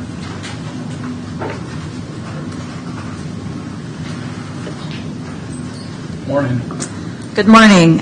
Still morning? Yeah. Well, not almost. Okay. Linda Steele. I live in Reno Township. I want to talk about democracy. 250 years. A lot of blood has been shed keeping this country free and allowed to vote. And you all pledged to that flag. Now, my friends in the UK just had an issue come up with their parliament. On the last day of parliament, just like in 2025, the last day of our Kansas when they did the SB 98, that did not represent the people. So in the UK, they just did an LGR, local government reorganization.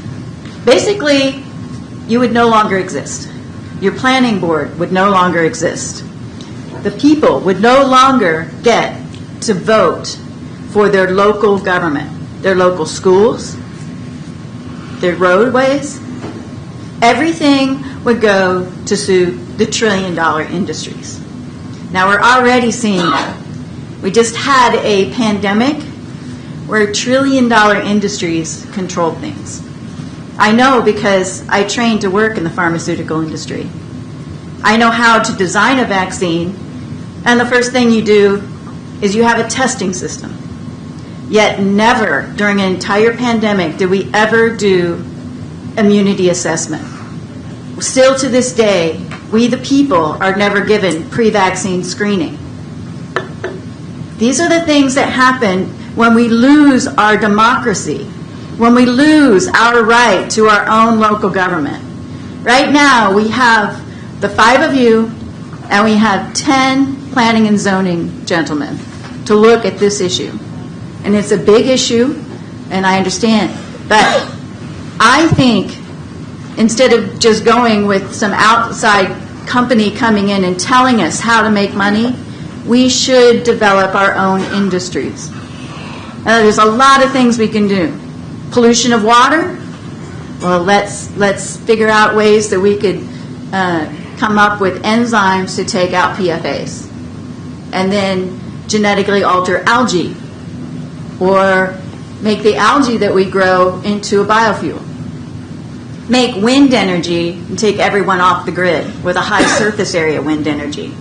These are technologies that we have, but we're not allowed to them. Our universities now take our tax dollars, and it goes into NSF and NIH. Our universities take this money, they exploit the students, and then they put patents on technologies that we are never allowed to have access to. If we are allowed access to technologies, we can improve these problems. We can help get rid of pollution, increase our energy, and the health and the prosperity of our community. But it all goes back to the power that you 5 have right now. Will you serve the trillion-dollar industries, or will you serve the people that at this moment still have the right to vote for local government? I know we're not the UK, and I know they did that, but Is it coming? Are we going to lose our right to vote for our local school districts, our local city commissioners, our local county commissioners? And this is a big question to ask. And the more you get these giant gorillas and you let them come into the community and control things, that we lose complete control when they get loose in our entities. We need to think about the future of the children and the health care and the prosperity. And so that is my spiel today. And I appreciate you all that you have done. I know you're working hard. And I know this is a hot topic. And please, I beg you to listen to the people that live in this community. And thank you. Thank you.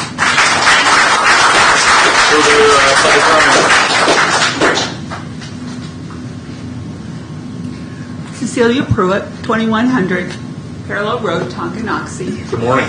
Good morning. Thank you for being here. I have just one little comment. You guys all know that I speak for children because they're my love.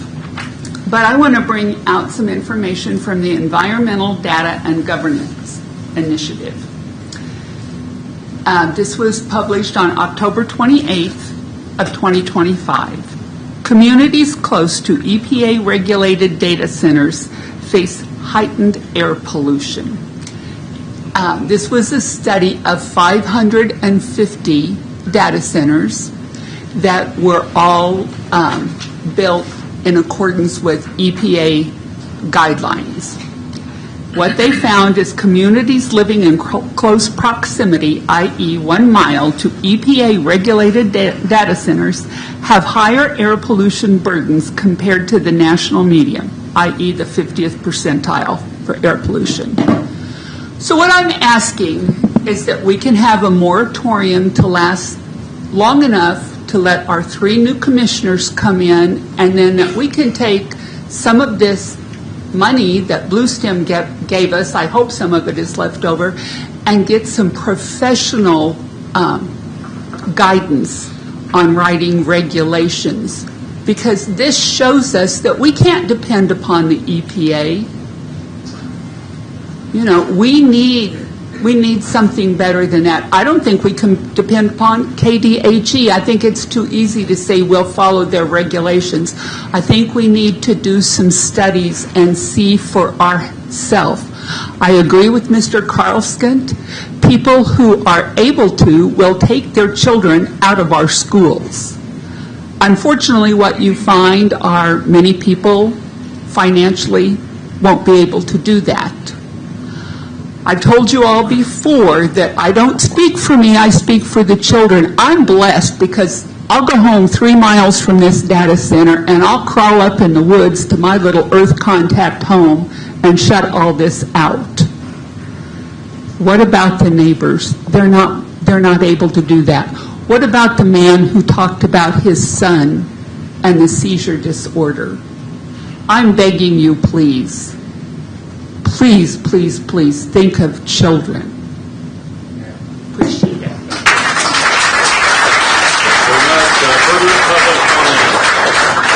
Further public comment.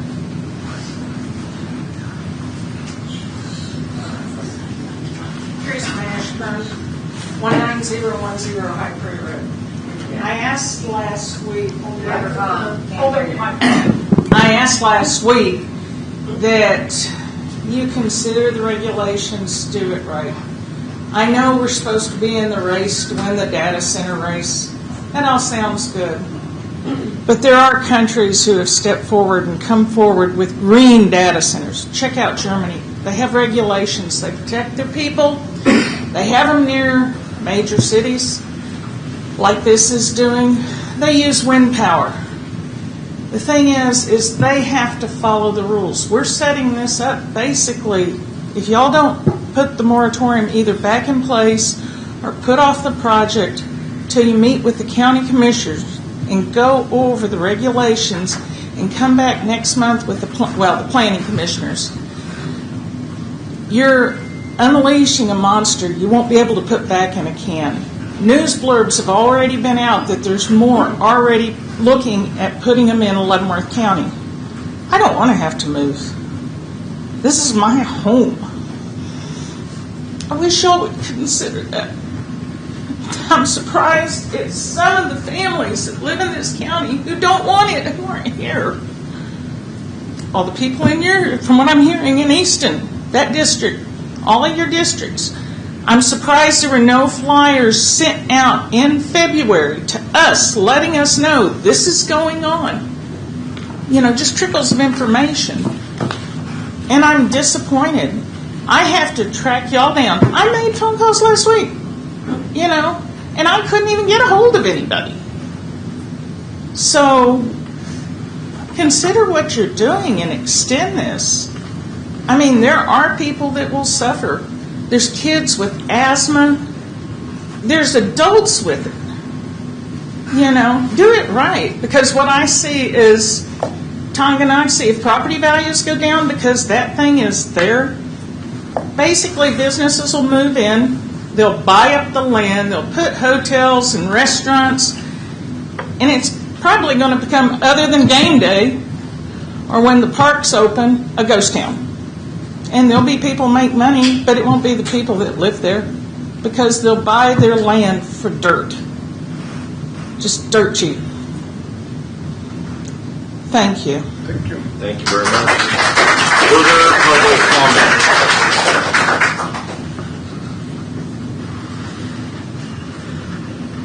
Good morning, Commissioners, and thank you for allowing us to speak. I go back to Tyson. 9 years ago, this community fought and won against Tyson. They guaranteed a partnership and stable economic growth. Well, this is what a partnership with Tyson looks like today. Tyson Foods recently made the abrupt decision to close its major facilities in Illinois and Utah, leaving over 3,200 people out of work and sparking immediate legal investigations into potential violations of the Federal Worker Adjustment and Retraining Notification Act, which requires companies to provide advance notice before massive layoffs. Concurrently, Tyson has settled multi-million-dollar class action lawsuits, including a recent $82.5 million settlement over price-fixing allegations. This Tyson history exposes a dangerous flaw in municipal planning.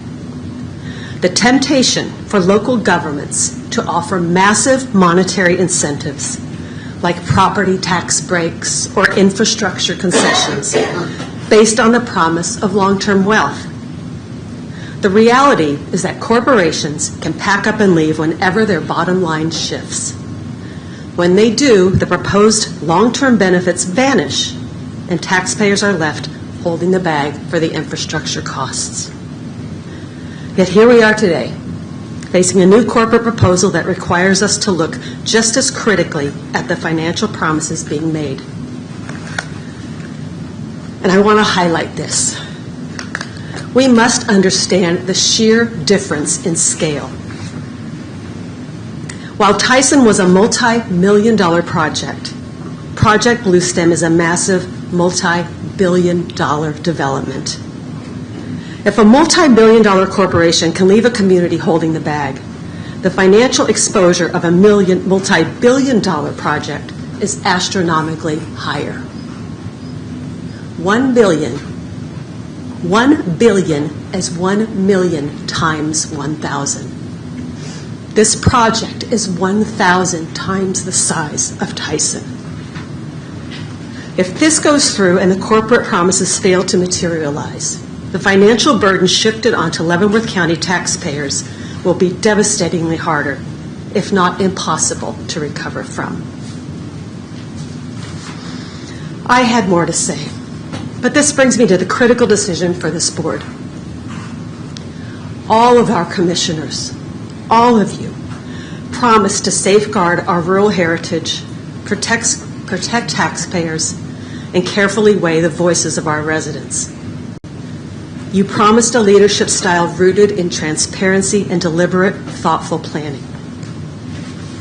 The recent 3-2 vote against extending the data center moratorium felt to many of us like there was a departure from some of those campaign ideals, as it risked moving Project Bluestem forward before thorough, independent impact studies could be fully vetted. However, today you have a vital opportunity to revisit the moratorium. We are not asking you to permanently shut the door on growth, but to honor your foundational promises to this community. We urge you today to restore the moratorium pause. Please give this county the time it needs to conduct rigorous independent analysis so that we do not gamble our tax base on unproven corporate guarantees. Ultimately, true leadership is not just an exercise in fiscal planning or corporate negotiation. And that feels like that's all this is right now. It is spiritual stewardship. Our faith teaches us that our greatest and highest calling is to love and care for our neighbors as ourselves and to protect the land and community that we have been so blessed to inherit. Today, you are not just casting a vote for an industrial project. You are answering for how well you have protected the health, peace, and well-being of the actual human souls who live here.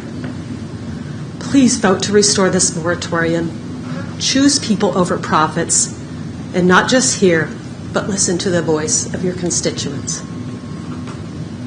As many before me have stated, we are so grateful to have this forum to speak and to be heard and listened to. Thank you for your service to this community and to our country. God bless you all.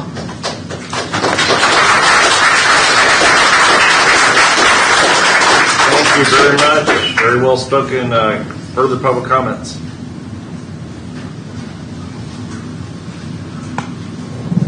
Jane Dent, Tonganoxie Township. Good morning. I want to start by thanking Commissioner Culbertson for taking the time this past Saturday to speak to the residents about how Leavenworth County government works. I learned a lot at his gathering, and I appreciated the opportunity to attend. When I asked him about the data center, he said, 3 years ago, did you know that Topeka passed your data center law? We were told, hey, you guys are going to get a data center. So they're coming. It's just where they're going to be located. That's what we have to worry about. I told him, that's why I'm here, to let you know this is the wrong location, and I'm worried about the health issues and a facility of this magnitude would cause the children and the residents living in the area. I was pleased to hear that he agreed with me by saying it might be. I asked about an advisory vote on the data center, and he said, if we had one, the question on the ballot would be, can we cut your property taxes in half if we build a data center in Tonganoxie? I was shocked. I was shocked he felt the question would have to be worded that way because I don't believe that will happen. I said the question should be, do you want a hyperscale 1.2 gigawatt data center built in your district? He said that would not be the question because there are not enough 500-acre tracts of land in all of the districts, so they would not word the question the way I wanted it worded. I believe you all know that the answer would be, what the answer would be if it was worded my way. Overwhelmingly, no. The residents do not want a data center built in their district. Jeff brought up the fear of lawsuits and the amount of power and resources these companies like Cloverleaf have. He said, it's the way of the world. If you have enough money and a good lawyer, a good enough lawyer, you can do whatever you want. I understood what he said, but that doesn't make it right. Why are you allowing a $1 billion corporation to walk into Leavenworth County with more money, more lawyers, and more power than the people who actually live here and be expected to just accept it? What exactly is the role of this board if that is the attitude? You were elected to represent us. You have the authority to set the rules for development in this county. You have the responsibility to make sure your regulations are strong enough before an application is filed. You have the obligation to slow this process down. Planning and zoning just spent 5 hours going through these regulations. Citizens spent countless hours researching them.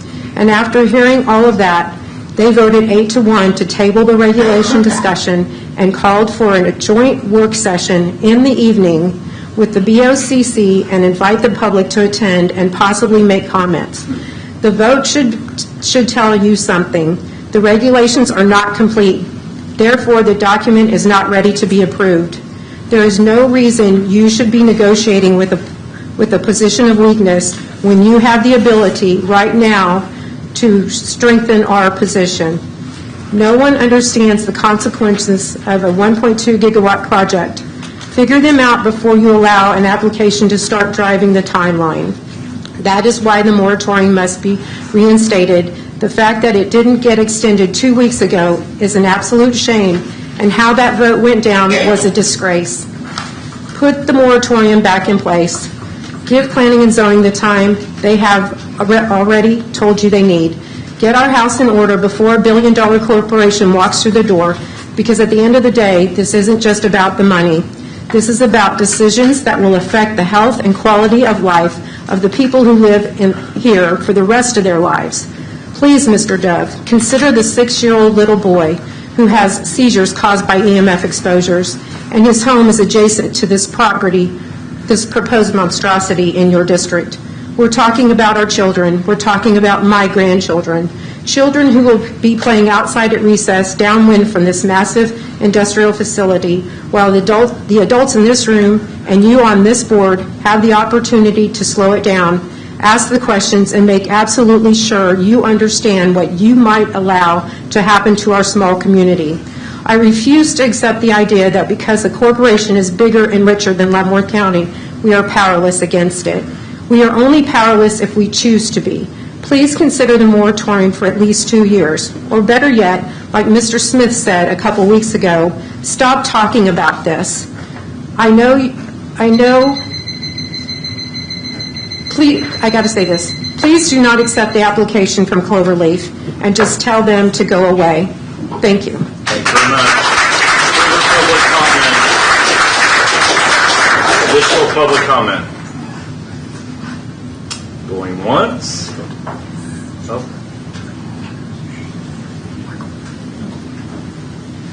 Sorry, I always seem to be the last to speak, but I'll make it so brief. Make it good. Make it good. Yes, well, Okay. I don't understand why we're still talking about this monstrosity data center. Can't we spend as much time on an alternative like a community college or trade school and the businesses that could join them in supporting the students? And I mean, we've got so many students in just Tonganoxie. That would be a wonderful way to increase the possibility of having productive young people set up for life. And it's handy. It's not in Kansas City, Kansas. It's not in Overland Park. It's not in Lawrence. Please consider it. And most definitely, let us vote on it. Please let the citizens vote on it. Thank you. Thank you very much. All right, we will now move to, you want to get in under the wire? Okay. What's the wire? How far to the wire? It's right there. That's it. You're at the wire. Morning. Gary Blackburn, 20643 Tonganoxie Drive, Tonganoxie, Kansas. Some people might know where I live, and I don't mind. They can come on down. We'll have coffee. But a lot of people will know where I live because I live next door to the solar plant. Anybody know the solar plant? Yep. Next door to the electric plant. I'm glad to hear some of the environmental comments this morning. We have a 12-year-old granddaughter with autism, and she's attended the elementary school, and we're proud to say she's now in 7th grade, and we're doing our best to raise this child up and teach her the things that we can teach her. The environmental impact worries me. We've lived next door to that turbine generator over there for quite a while, and I've tried to work with Free State, Evergy, come out and just run me a sample of what's coming out of there. I drive over on a four-wheeler long before the data center was even an issue, and I looked at that stack back in the days, and you could see that heat wave coming out of there. And as I mentioned to somebody else, every once in a while it looked like it got kind of black, dark. You could actually see that, varying it through the trees and things. There's something coming out of there that I don't like. Free State says, you know, we've tried to cut it down to a minimum of what's coming out there. I would like to see you put a moratorium on this thing today and send out a group. I don't care if it's EPA you got to get a hold of, and study these generators that are now in the county operated by Free State, and let's just get an idea of what's coming out of those. And then maybe we can compare it to where the professor says that there could be as many as 42 of these turbine generators in a community. I can't even imagine. And guess where a lot of that wind blows up from? Straight south. Guess what's the first thing in its path? Yeah, maybe it's going to blow over the dog food plant first. But the elementary school and the junior high is right there. I don't think these kids' hamburgers need to be affected that they're trying to eat in lunch. So I'm very proud of the children of this community. When I take her to school every morning and I see these little kids with a backpack that I know weighs more than they do, and they're going in a junior high, and I think God bless them for getting up every morning and having mom and dad, grandpa and grandma, aunt and uncle, somebody say, get it on, we got to go. Every morning we do that. And I'm blessed that I get to do that. So the environmental impact really hit me this past Sunday. I just had no idea that they could be generated with these type of systems and this much of them. I'm worried about our children. I want to see them prosper and grow old. One other thing that kind of scares me and makes me wish I could be here to see it, but just my granddaughter, 12 years old, she has the possibility of being here in 2097 if her health stays well. And all these other children of her age the same way. Her little stepbrother, 6 years old, I can't even imagine. I can't even say that number, how long he's going to be here. He's going to be here that much longer than her.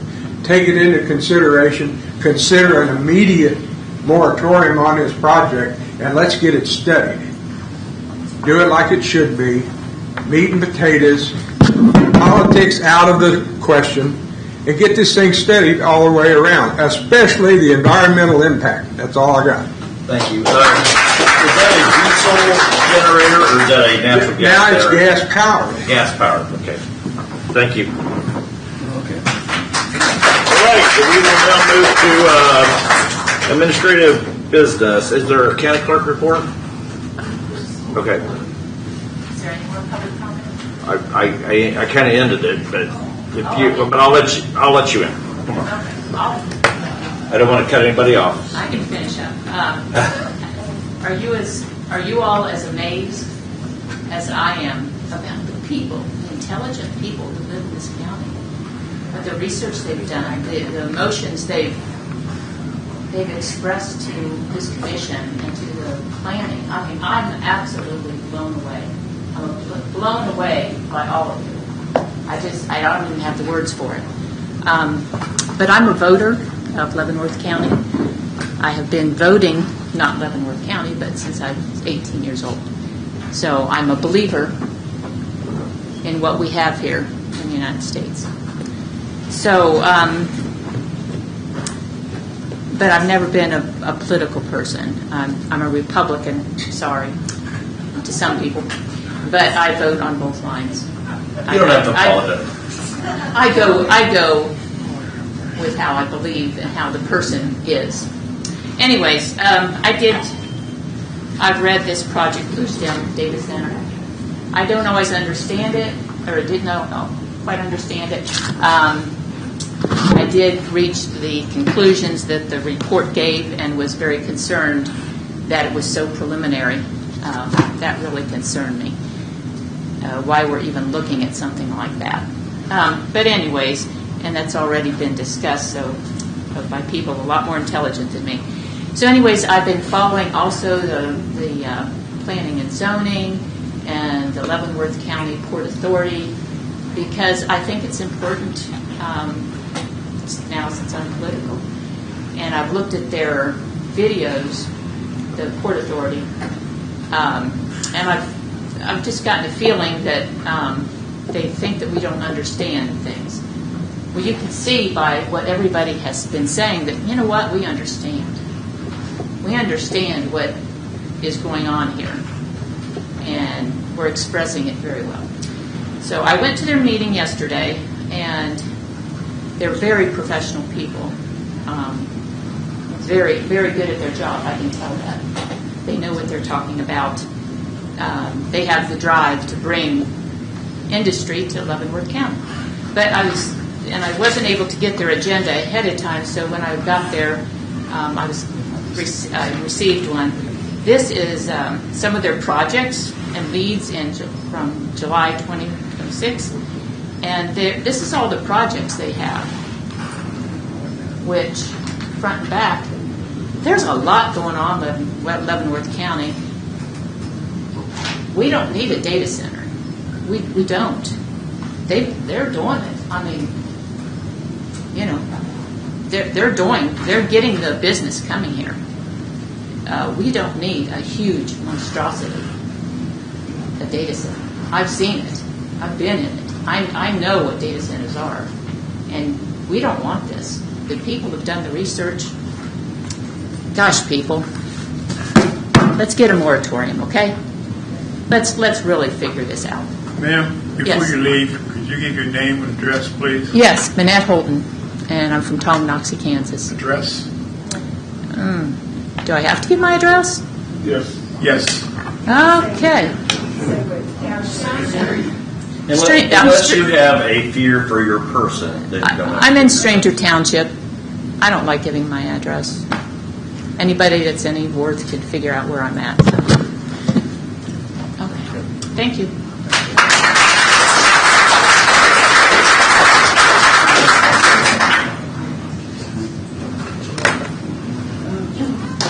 Hi, Mariam Herstead, Reno Township. I've built a lot of things in my life, and I have to say, my first idea was never my best. My second plan was never my best. My third, fourth, fifth, maybe then, things still went wrong. But we need to just be patient, and so we can look back. We'll have some hindsight. We can let some other towns be the guinea pigs and see what went wrong there. If we ever wanted a data center, like I said, we could raise our hand any day of the week, and we would have numerous people come forward with plans, and we could pick and choose and vet the company that would actually run it, build it. Right now, this company is just too strange, frankly. And it's been my intention, haven't done it yet, but there's a long list, I think 5 or 6 towns that Cloverleaf has attempted a data center in, and they have withdrawn. 5 of them, I believe, and the one that they built in Port Washington, Wisconsin, the final resident is, I believe, suing them for sloppy workmanship. And I want to find out the details of that.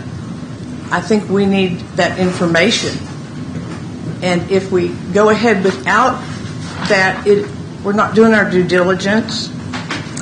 And you guys, it's so much work to find out all these things, but it's our responsibility to do it. It's your fiduciary duty. It's all our fiduciary duty. That's why, 4 months, all these people have been researching because we're taking on the task that we know you 5 cannot do on your own.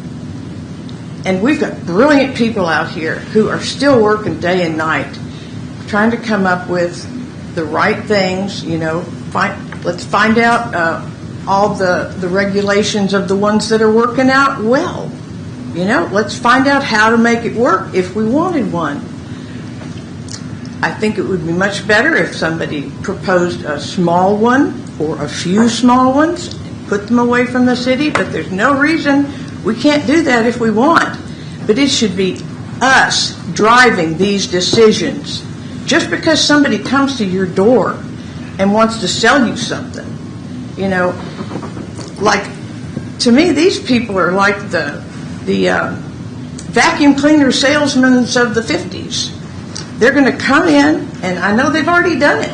They get the county to laser focus on, how great this could be. Look at all the money. We'll build you a park. We'll do this. But that's not what the people need. They don't need another park. Sure, be nice. What they need is a decent place to live. What they need is to feel safe in their homes and feel that they didn't move here for no reason. I've been here 40 years. Like I said, it took 3 years to find a real farm, to find something real. Please don't destroy it. I think you need a 2-year moratorium. I know that these new commissioners, they don't even sit in your seats, I don't think, till the middle of January.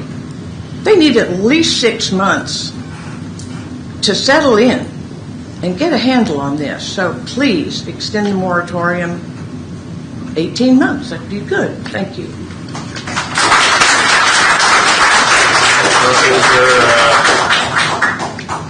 All right, we're going to move forward. Notes County Clerk Report Administrative Business. Mr. Lawfrey.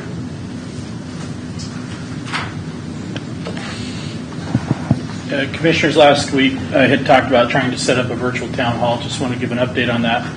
From a licensing standpoint, I think we finally got that worked out. They're still working through the technical details.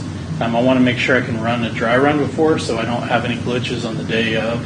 So I'm not going to be able to get that this week. It looks like they said yesterday that they're going to try to ramp it up tomorrow, and then Friday I can do the dry run potentially. So I'm still shooting to do that. I still want to do that. I apologize for not being able to get it done this week, but it's a technical thing that is outside of our control. So hopefully next week then we'll be able to do that. Hey, Commissioner Dove. Mr. Reed. Mr. Palmer. A couple items. I know there was a request brought forward from the Planning Commission, and I wondered if, do we need to discuss that in an executive session? Okay. Also, I wondered if there's any appetite for the commission to have an evening meeting in Tonganoxie. No problem.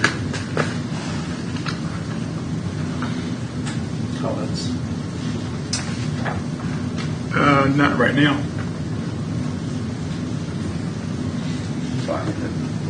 Well, I'm just going to put it out there. I'm going to make a motion that we have an evening meeting in September in Tonganoxie, perhaps at the high school or other location where we can have a large attendance and hear from the folks in Tonganoxie.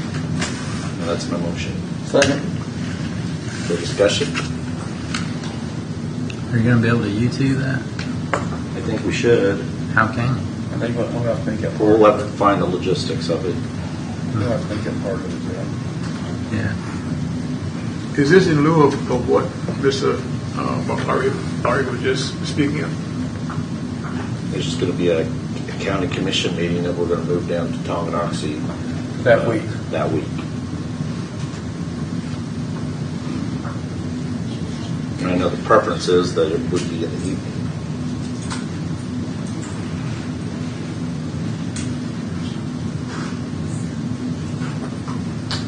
So, is there any further discussion? So if not, voting, Commissioner Dove? No. Aye. Aye. Aye. Aye. Okay, so we will set that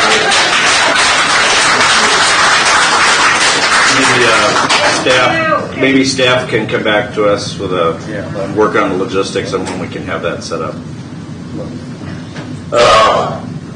Other issue that's come up is seating. We're requiring that folks, we're only going to limit this room to the capacity that the fire marshal allows, and so we're not going to have standing room only. And I think that should apply also to the planning commission meetings as well. But is there a possibility that we could put some seating in the rotunda during those meetings and have the sound piped into the hallway? Do we have the capacity to do that? Well, Commissioners, I think you have to be careful about what you put seating in the hallway when it's really designed to be an ingress and egress area. Once you start blocking it off, it becomes a safety issue. I think that these meetings are streamed. People have the ability to hear that when it's streaming. We don't really have anything currently set up where we can accommodate that type of scenario.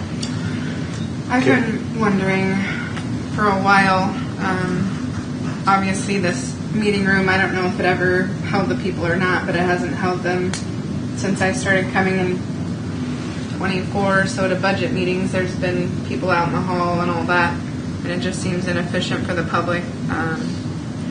We have parking as an issue as well consistently.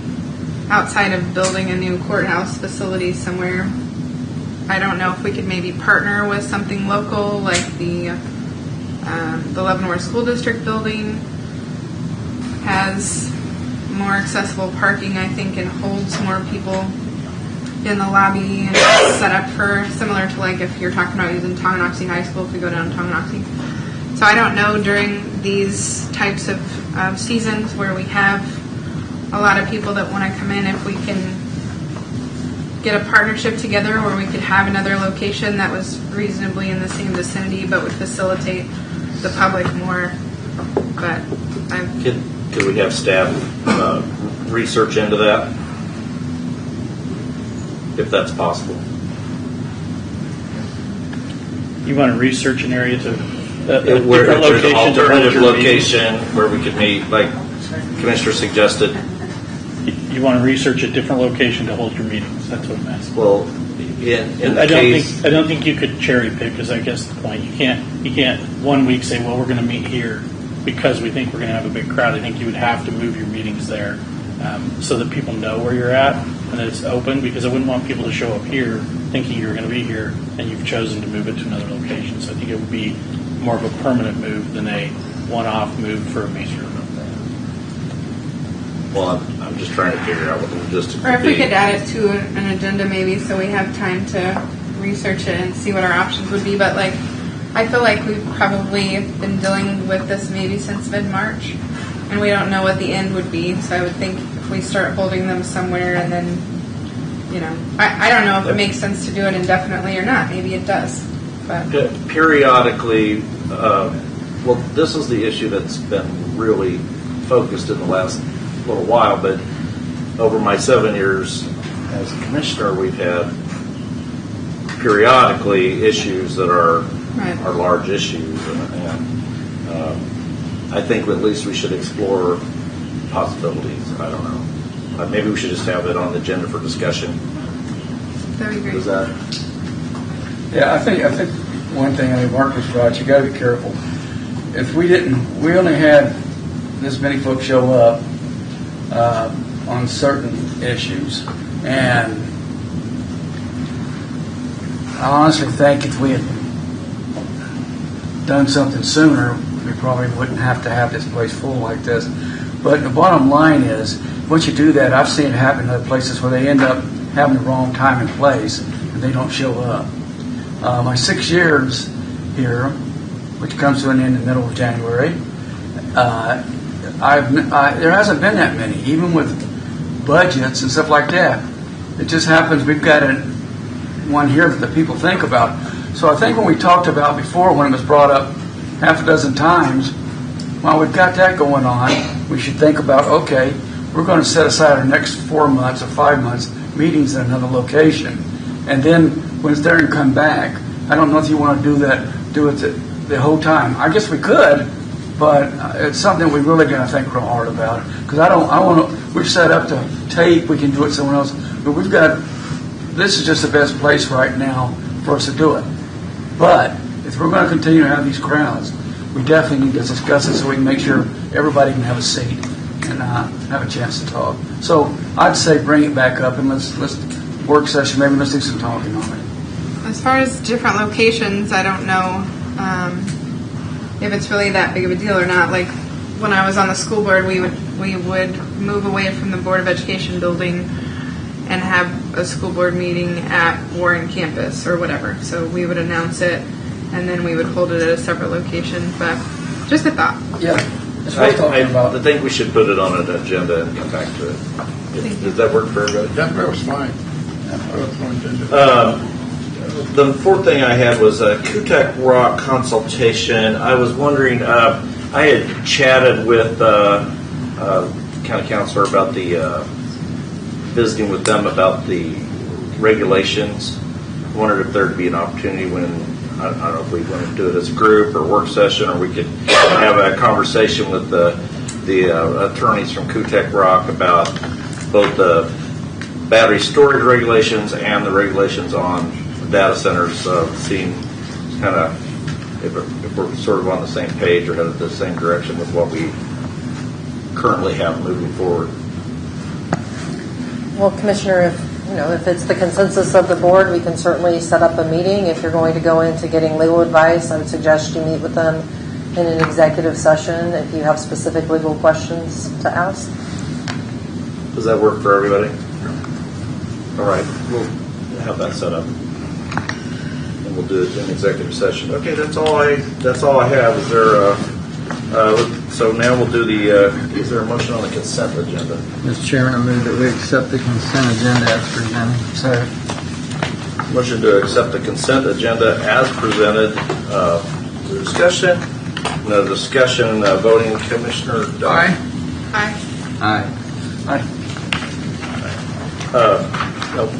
Formal board action, just a note, proponents on the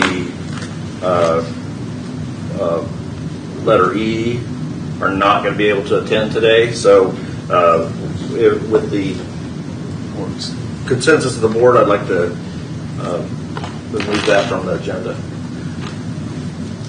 Is that okay? Yeah. Everybody? Okay. We need a motion on that? Yeah. Or just table it? For consensus, is it consensus? I think you should. Okay? I think because it's on the agenda, I think it'd be appropriate if you voted to remove it. Okay, I moved. You want me? Should I table it, or should I just move that it be put? Do you know just when you want take it? it off the agenda for now. I wouldn't. You don't share mine. I move that we remove item E from our agenda today. Second. Okay. Is there discussion? No discussion. Voting. Commissioner Dove. Aye. Aye. All right. Then moving forward, consider a motion to approve the contract with Heartland Business Systems for the county enterprise firewall project in the amount of $115,000.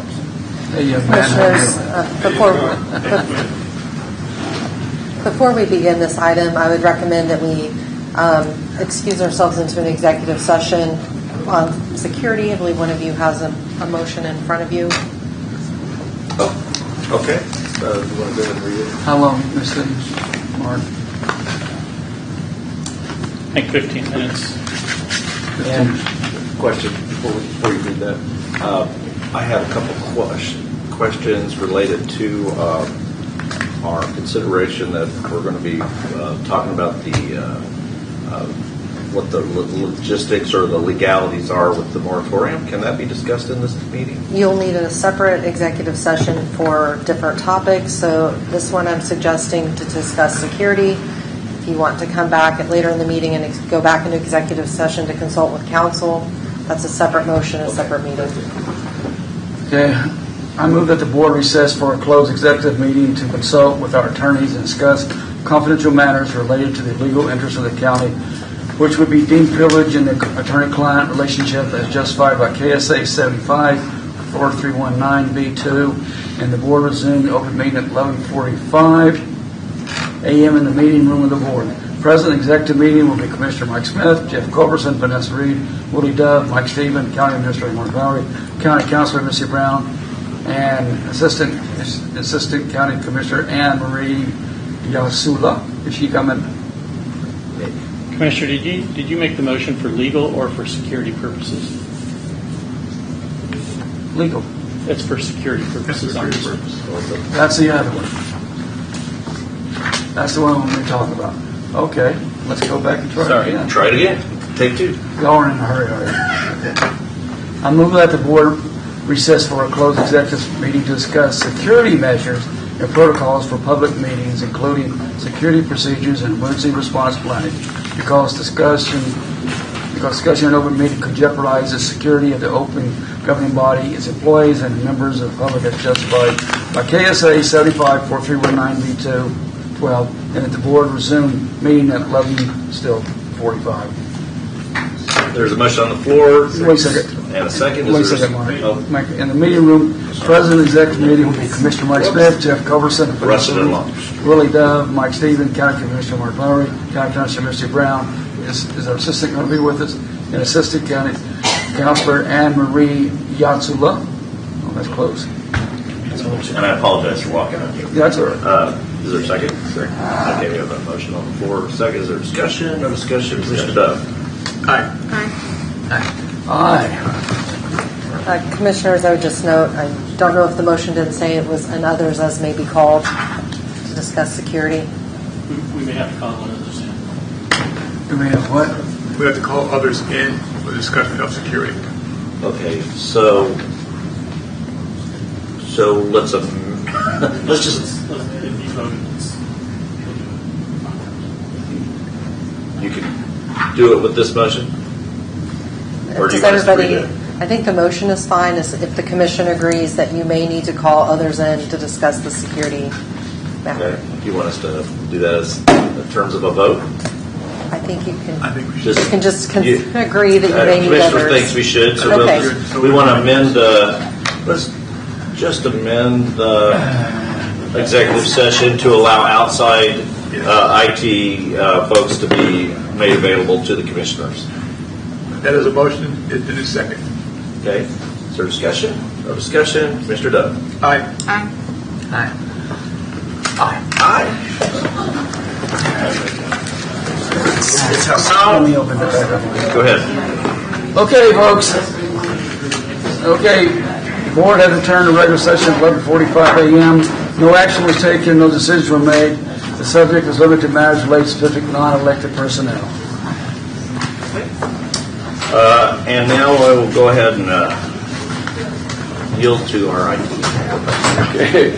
All right, Commissioners, before you have a request to approve a bid from Heartland Business Systems for upgrade to our firewall system.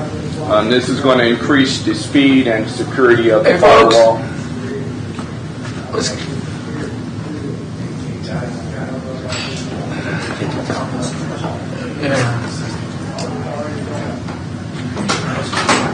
Thank you. I had somebody else. So you were saying it's going to improve the firewall? It's going to improve the firewall, the security of the firewall, and also the speed, the total speed of our infrastructure inside of our network. Okay. So, and it's you have before you it's for 115K. Okay.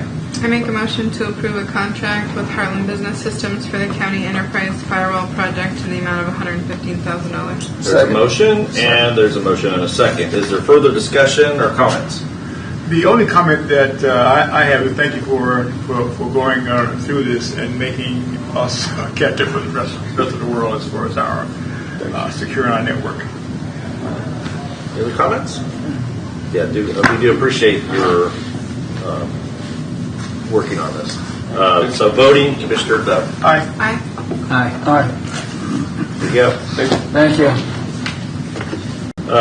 Consider a motion to approve the engineering proposal and contract with SMH for Phase 1 of the pavement preservation and turning movement improvements on County Road 1 and 222nd Street. Commissioners. And before you proceed, just a note, this is, this study here is part of the provision that was provided by Cloverleaf, correct? Yeah, this study is financed by the pre-funding agreement with Cloverleaf. Okay, very good. And whether the project is agreed to or not, this is this goes forward. There's still value to the county for having this information. Very good. Go ahead. Commissioners, today for your consideration is a contract and fee agreement with SMH to complete Phase 1 work of an engineering design contract. We did have a selection committee review this, and SMH ultimately was the choice that was proposed forward. The original RFQ for qualifications was advertised both on the county website and on Drexel. We did have 2 firms submit for this project. An addendum was issued as part of that RFQ process to include wastewater. Here before you today is only the road portion of that proposal, and we will be bringing back to you at a later date any wastewater engineering studies that we can come to an agreement with the contractor. I'd be happy to try to answer any questions you have. Well, Mark, let me make sure I'm clear on this. We know where this money came from. Should this board decide not to go forward or go forward, no payback is required. In other words, this board votes no on the data center. The improvements here is ours to keep with no catch whatsoever. So yes, this is the engineering. This is the design for the potential improvement. Because it's with the pre-funding agreement, and the agreement they acknowledge that this is at their own risk, meaning there's no repayment if they don't get their project. This is simply at their own risk. So any money we spend, and we get to maintain whatever benefit we get from it as a county. It's at their own risk. Yes. All right. Thank you. All right. Any other questions? Is there a motion? I make a motion to approve the engineering proposal and contract with SMH for Phase 1 of the pavement preservation and turning movement improvements on County Route 1 and 222nd Street. Is there a second? Second. Motion and a second. Then discussion. This right here becomes our property. If it doesn't pass with this board, I don't know what's going to happen. But anything they do, paper, material, design, anything like that, is now the property of the county. Yes. While Cloverleaf is funding it, it's still the study of the county. The county gives direction. It's the county's property. So once we have the study, we can hold on to it, use it for other things if this project wasn't approved. Okay. Thank you, Mark. Further discussion? No, I think that was a good explanation. I know a lot of people are wondering what happens to that, being that the fund did come from Cloverleaf. It's clear to get an understanding that when that does happen, it does not make us subservient to Cloverleaf for any amount of money. Thank you. Mr. Reed? I am going to vote no myself. While I understand the arguments, I did vote no on taking Cloverleaf's money. I don't want to be beholden to Cloverleaf in any way, or to have any perception that I am supportive of Cloverleaf or the project in any way by voting yes on this. So that would be my vote. So voting, Commissioner Dove. Aye. Aye. Aye. Aye. No. Okay. Consider a motion to move the equipment listed to the disposal list as presented. Commissioners, this is an item that comes before you several times a year when we have the opportunity to sell items on Purple Wave. We do have to declare those surplus in advance of having Purple Wave come out and photograph all of the equipment. We have to have a certain amount, so they'll do that at no cost, and this is an opportunity to do that. We reached out to all the departments. There were some other departments that had a couple items that that they were interested in disposing of that were way less valuable. But while they're here, we can have them pick up all of our items that we need to for on public auction. Good explanation. Any questions for Mr. Mole? Is there a motion? Consider a motion to move the equipment list into the disposal list as presented. Second. Motion and a second. Is there any further discussion? Voting, Commissioner Duff. Aye. Aye. Aye. Okay, now, the business here before we move forward. We're 5 minutes till noon. We have one item left on the agenda. I'm more than happy to, we're probably going to have an executive session to discuss what our options are and then come back. Is it the will of the body that we go for lunch for an hour and then come back, or should we press forward? I think we should go for lunch first. You want to go for lunch? I'm getting hungry. Okay, so is there, then I would take a motion to recess for 1 hour. I make a motion to recess for 1 hour and come back and discuss very, very important issues having to do with the moratorium. Second. Motion and a second. Voting, Commissioner Dove? Aye. Aye. Aye. Aye. Aye, and we will be back at 5 minutes until 1. All right. Yes. The board has returned to regular session at 1:28 p.m. No action was taken. No decision were made, subject to limited matters related to specific non-elected personnel.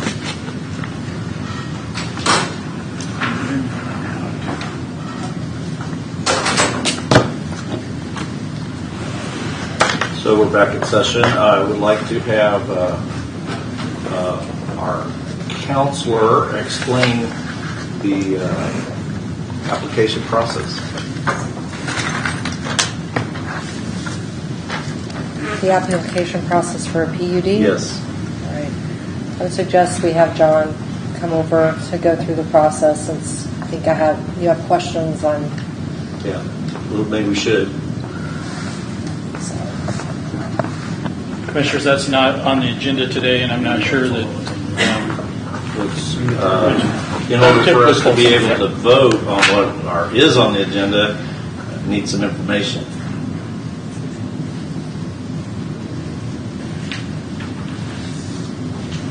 Are you talking about the moratorium resolution? Yes. You need information on a PUD? Yes. We can see if we can have John come over. I appreciate it.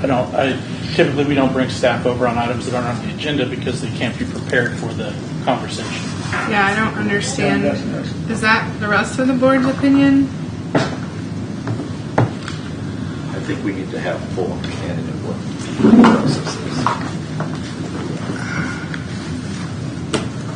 Do you not want to have an understanding of the PUD process? I think that's on the agenda is the moratorium. And in order to move forward, we need to have a full understanding of the process. This is not a problem, I don't think. Not if they're not prepared. It is a Well, we haven't asked John if he can answer these questions. If he doesn't feel he's prepared, then we can ask him later. Would the other two members weigh in on whether you support bringing in a staff Well, I member? know what the PUD is. I was in Lansing for all those years working with John. We put a few in place, so I understand what they are. So it's whatever the board wants to do. I would like to proceed with the board's action on items. So you are not going to allow me to have the staff member come and answer my question on the PUD? I think it needs to be in a separate meeting when it's I on move the that I would like to make a motion that we have the planning and zoning director come and answer some questions on zoning and the PUD. That's my motion. On the agenda next week or right now? Well, we can. Do you want to wait on the moratorium discussion? We can just put the whole thing off till next week. No.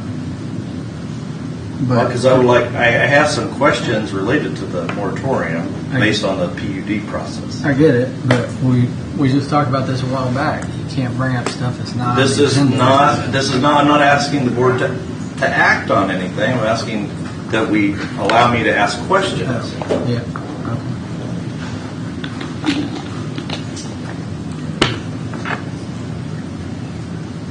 You don't have a second?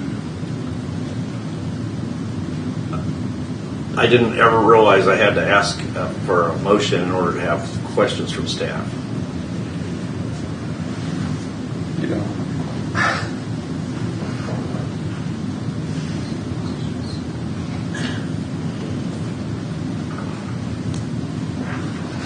Can we move on with the resolution? Can we ask Mr. Jacobson if he's willing to answer some questions on PUDs? I didn't feel that we had a majority of the board wanting that. I don't know that we have to have a vote on that. I'm not sure why we have to have a vote on But I mean, asking you're staff trying questions. to act. You're trying to act as one board member, and you're saying that the majority of the board doesn't matter, only what you want. If I understand you correctly. I don't think you understand me correctly. Mike, I think I'm asking for staff to come over and answer a couple of questions that I have about the PUD process that I don't have an understanding of, and I would like to ask some questions. Is that a problem? Mark, is John available? I'd have to go over and find out, Commissioner. I don't like to surprise staff. If he doesn't feel that he can answer the questions today, then I don't. Obviously, he doesn't know what the questions are yet. Right. So I can go over and ask if that's what the board I'm wants to sure do. that he understands the PUD process and could explain it. And usually he's watching. John, if you're watching, come on I can down. go over and ask, but again, is that the desire of the Board of County Commissioners? It's not my desire. My desire is to move on with the board's business per the agenda. You know, honestly, I don't think one may have to do with something else, but I think we need to address this moratorium right now. I just think we need to address that. We can always have John come after the fact. I don't think it's going to change anybody's mind, in my opinion.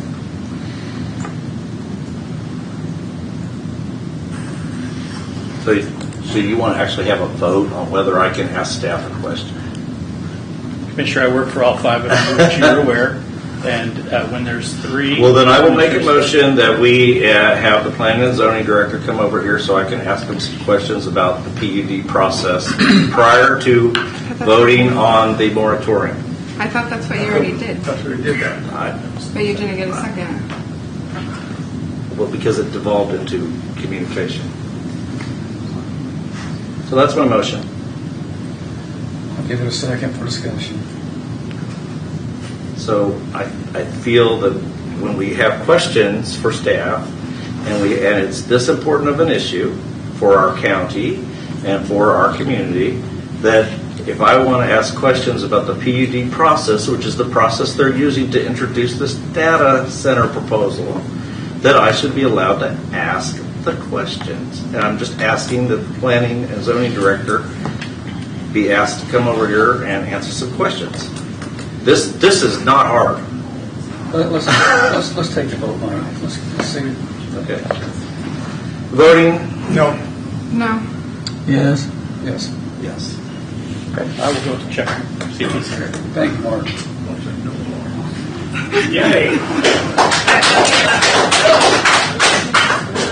I think I saw John running out of the building.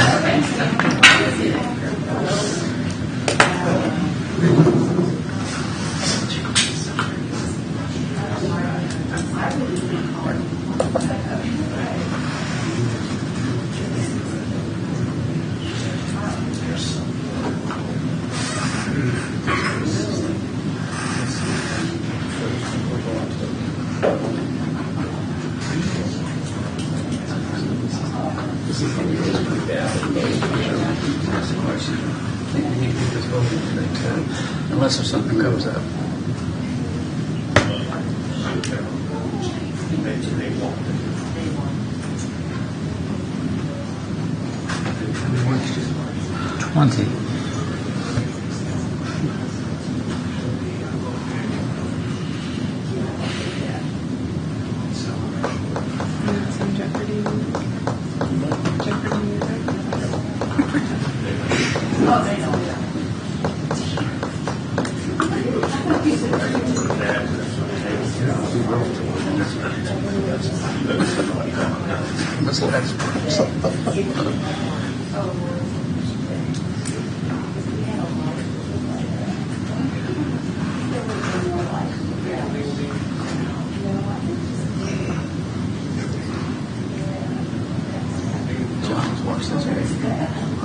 always by.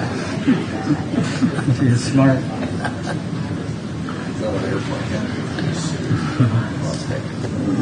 He's on his flight and hardly out of town. Oh, God.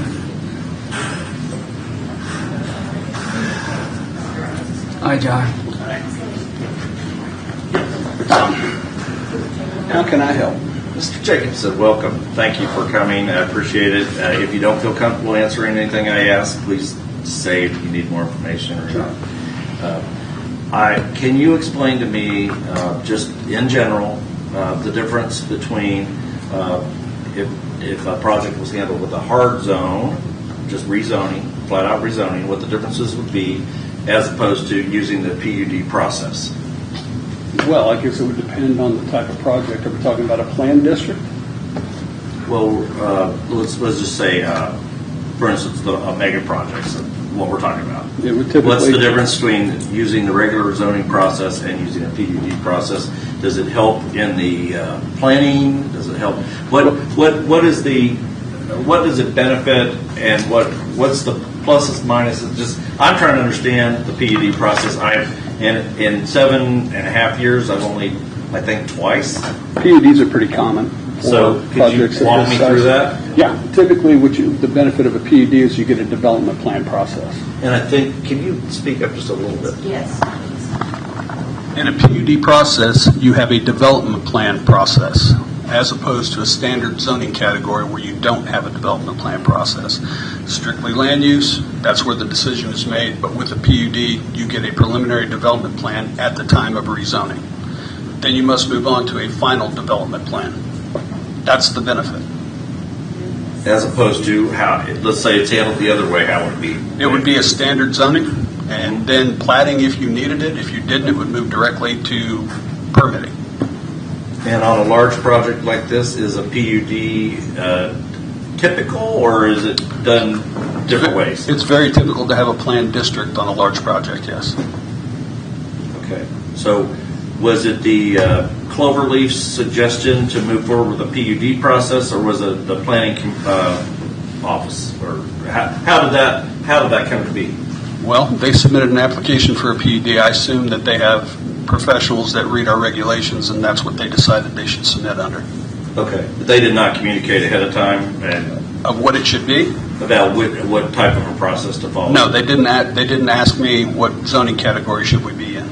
And what's the difference if we have a preliminary development agreement, as far as we put this together, and then later on we have the final development agreement? How are changes incorporated into that, and how are and can they be changed? Well, development agreements, and I'll defer to legal counsel for that, but development agreements that are filed as part of a final development plan run with the land, and they do not run with the owner. So when they're filed as a product of final development plans, they run with the land. And once they run with the land, there are clauses in there to modify those development agreements that both parties would have to agree to. And what's the role of the preliminary development agreement? Well, a lot of times that's to set up phasing of a particular project, what's expected where, how they're going to accomplish that, and the finite details of that specific section of the project. And differentiate this from if we were using the SUP process as opposed to a PUD An SUP process does not require a development plan, either preliminary or final, nor does it require a development agreement, although you can have one with an SUP process. You still have a public hearing in both cases. So, for example, we had a large project down south that we went through the SUP process, and then at the end of the process, we executed a development agreement. That particular use was mandated to be an SUP, but yes, you could, as I said before, you can execute a development agreement with an SUP process. It's not typical, but it can happen. Okay. And that's all the questions I have. Okay. Thank you, John. Anyone else? Okay.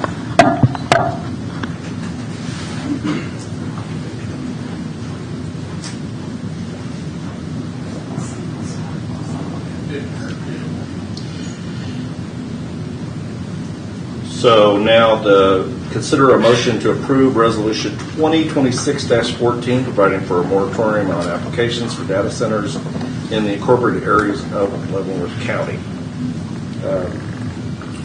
The current language anticipates that there's no project proposal that's been brought. There, however, is a project proposal that has been brought, and that came forward yesterday. So because that is the fact, this exact resolution does not really fit because there actually is a proposal that has been put forward by the applicant, developer. And in order for us to be sure we give proper due process and a fair treatment of the project, both the citizens and the developer and the landowner, it has been opined that it is not likely that we could move ahead with a moratorium at this time because the project has already been submitted. So my suggestion would be that we table the resolution for the moratorium. I'd be happy to hear the rest of the commissioners. Bottom line is, I'm not blaming anybody, but since we didn't take action on it last week as far as putting a moratorium, then we're not eligible to do it now for this one. Is that basically what it is? Be placing us in some legal jeopardy. And we do not want to be there because you don't want to have a court-imposed decision. You want to have a process-driven decision where the citizens make the decision and the process moves forward. So I would move that we table this moratorium, this resolution at this time. Second. And for discussion purposes, I just want to go through a few things that I had written down during public comment as issues. One thing I have written down as an issue is Project Blue Stem the largest in Kansas City Metro, or where currently is the largest hyper data center of this size, or basically this type of a data center? Where's the nearest one? And are we going to be the largest in Kansas City? Another question I had is what power usage? When we first heard this project come through, it sounded like it was going to be 600 megawatts, and then recently it has grown to the 1.2 gigawatt. It seems to be maybe a moving target, so I'm not sure where we're at on that. Another question I have, and these are questions why I think we should have had a moratorium. Another question I had is it true that whatever the power amount is, that Evergy will not have that power available until 2030 or after? Is that true or not? I don't know. That's what I've heard. That's a question that needs to be answered. That's why I said we want a moratorium so we can answer questions before we move forward, because we don't have the answer to these questions. What will the impact of the on-site power be to the tax advantages in the report that we're going to see? Is it pronounced Stiefel? Stiefel. In the Stiefel report. Could the location of the project be moved south? Is that possible? We had somebody mention that. That makes sense to me. Will there be 42 turbines? Will they be gas? Will they be diesel? Will they be something else? What about the power source? Are they only 40% efficient? Can we have turbines that are more efficient than 40%? That seems really awful if it's 40% efficient. Can we make air emissions rules exceeding the federal rules within our process? I was going to say within our SUP process, but within our PUD process. Is that allowed? Stiefel report issues, overall observation, $450,000 that was given to us by Cloverleaf, and we accepted it. And now we received this report, and you have the developer pays for the report. The report gets presented, brought to us, and the report, of course, is paid for by Cloverleaf, but is glowing in its recommendation towards the project. And it seems maybe there's a little bit of a issue of whether we have a conflict of interest. Other staff questions that I need to understand is, and this was brought up, why did we use the planned unit development process as opposed to outright hard zoning of the area? Can we get QTAC Rock to prepare a comparison of regular hard zoning compared to the PUD process and other industrial schemes as far as regulations? How was this decision made?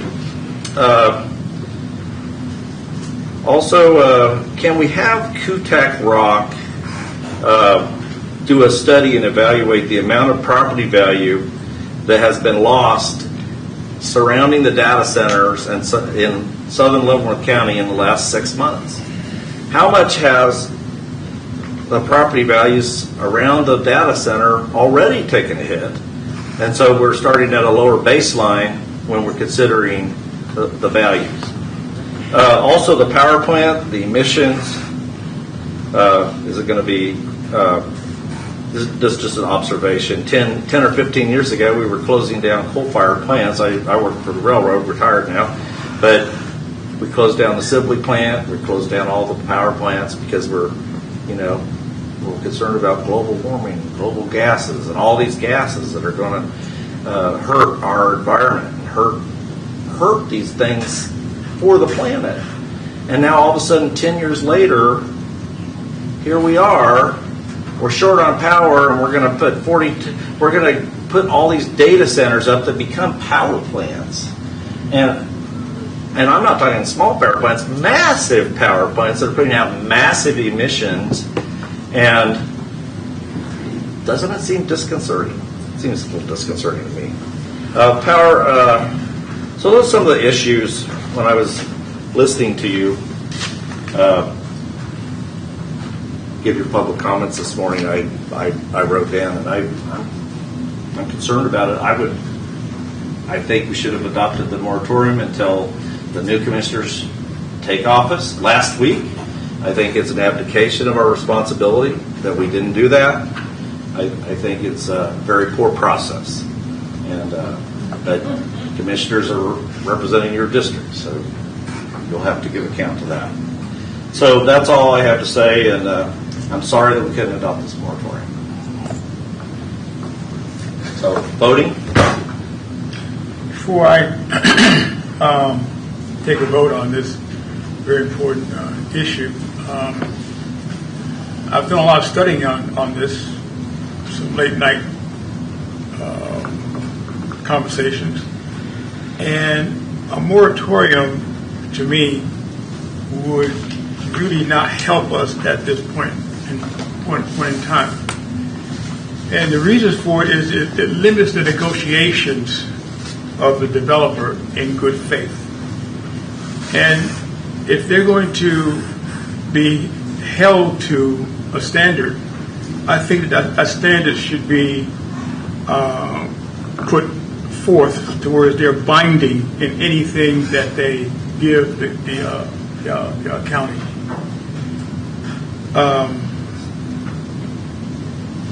I've looked at some property values where there are surrounding data centers, and the property values have not declined in those areas that I have looked. But more important to me is the individual that this board has been accused of not liking children. That's very disheartening to hear individuals say that from that podium there. And one in particular is that a young man stood before us, and he said to us that his child was suffering from EMF. For those of you who don't know, that's a form that causes seizures in those individuals. Well, as a dad, as a grandfather, I can understand that individual's feelings because earlier when my young boys were growing up, one of them had severe seizures constantly. And so there's some things that I had to do as a parent to make sure that was limited. So I took the opportunity to go out and see this father and talk to him one-on-one, man-to-man, father to father. And he's not expecting anything because he's looking to try to solve that question himself. I won't go into the actual particulars of it.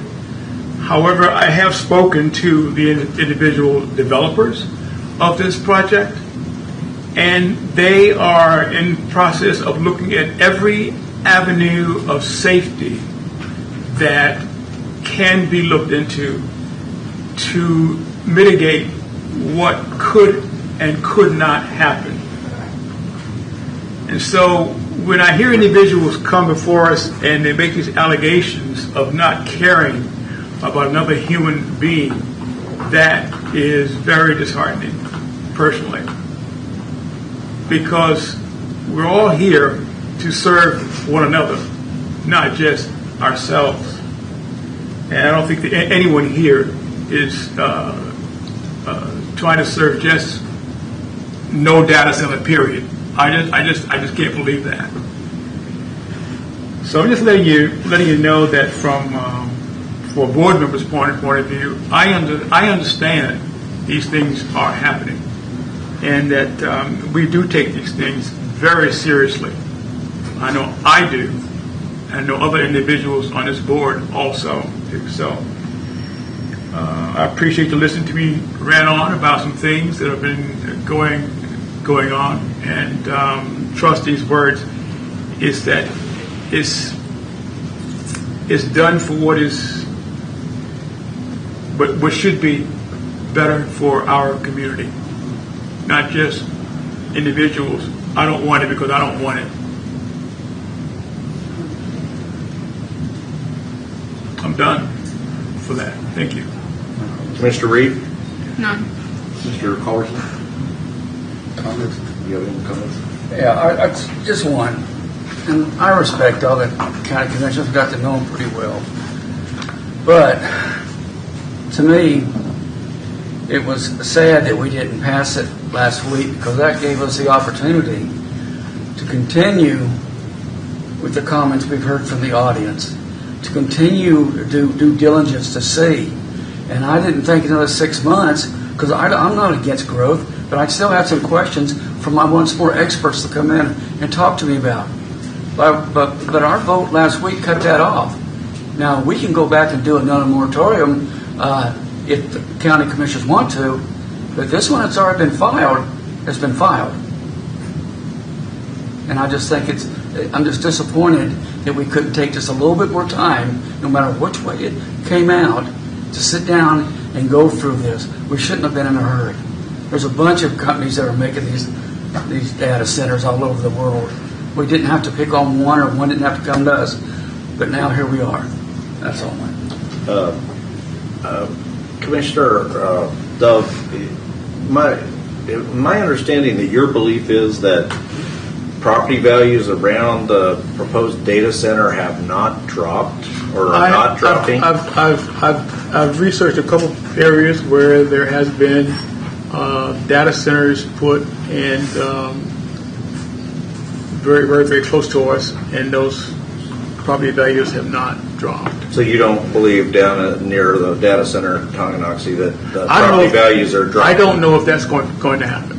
I don't know if that's going to happen. What I'm saying is that the individuals that I've looked at, that did not happen. All right. So we have a motion to table the moratorium. It's a crying shame, but this is where we're at. I think it's a disgrace, actually. It's a shame. It's great. But we will now vote. Commissioner Doug. You're voting on the motion to table the moratorium. Does that mean we're going to bring it back again later? It's being tabled. It could. It could, but it's probably not going to. Aye. No. All right. We will move forward now. Do you want to do presentation and discussions after the Blue Stem revenue analysis presentation, or do you want to go ahead with presentation and discussion? Blue Stem first. Blue Stem first. Yeah, let's get this. Mr. Atterbury, come on down. Sorry you had to wait so long. Now listen, folks, don't take it out on this guy. I've worked with him for over 30 years. He's a good guy. He's just got numbers, okay? So, you're welcome to sit down if you wish, if you want to sit down. Yeah, maybe would I be able to scroll through pages in here? Yep, it's on there. It's in the upper one. Okay. Maybe you can put it in the hands of the voters. If you all can't make up your minds what to do, we can make up our minds. Excuse me.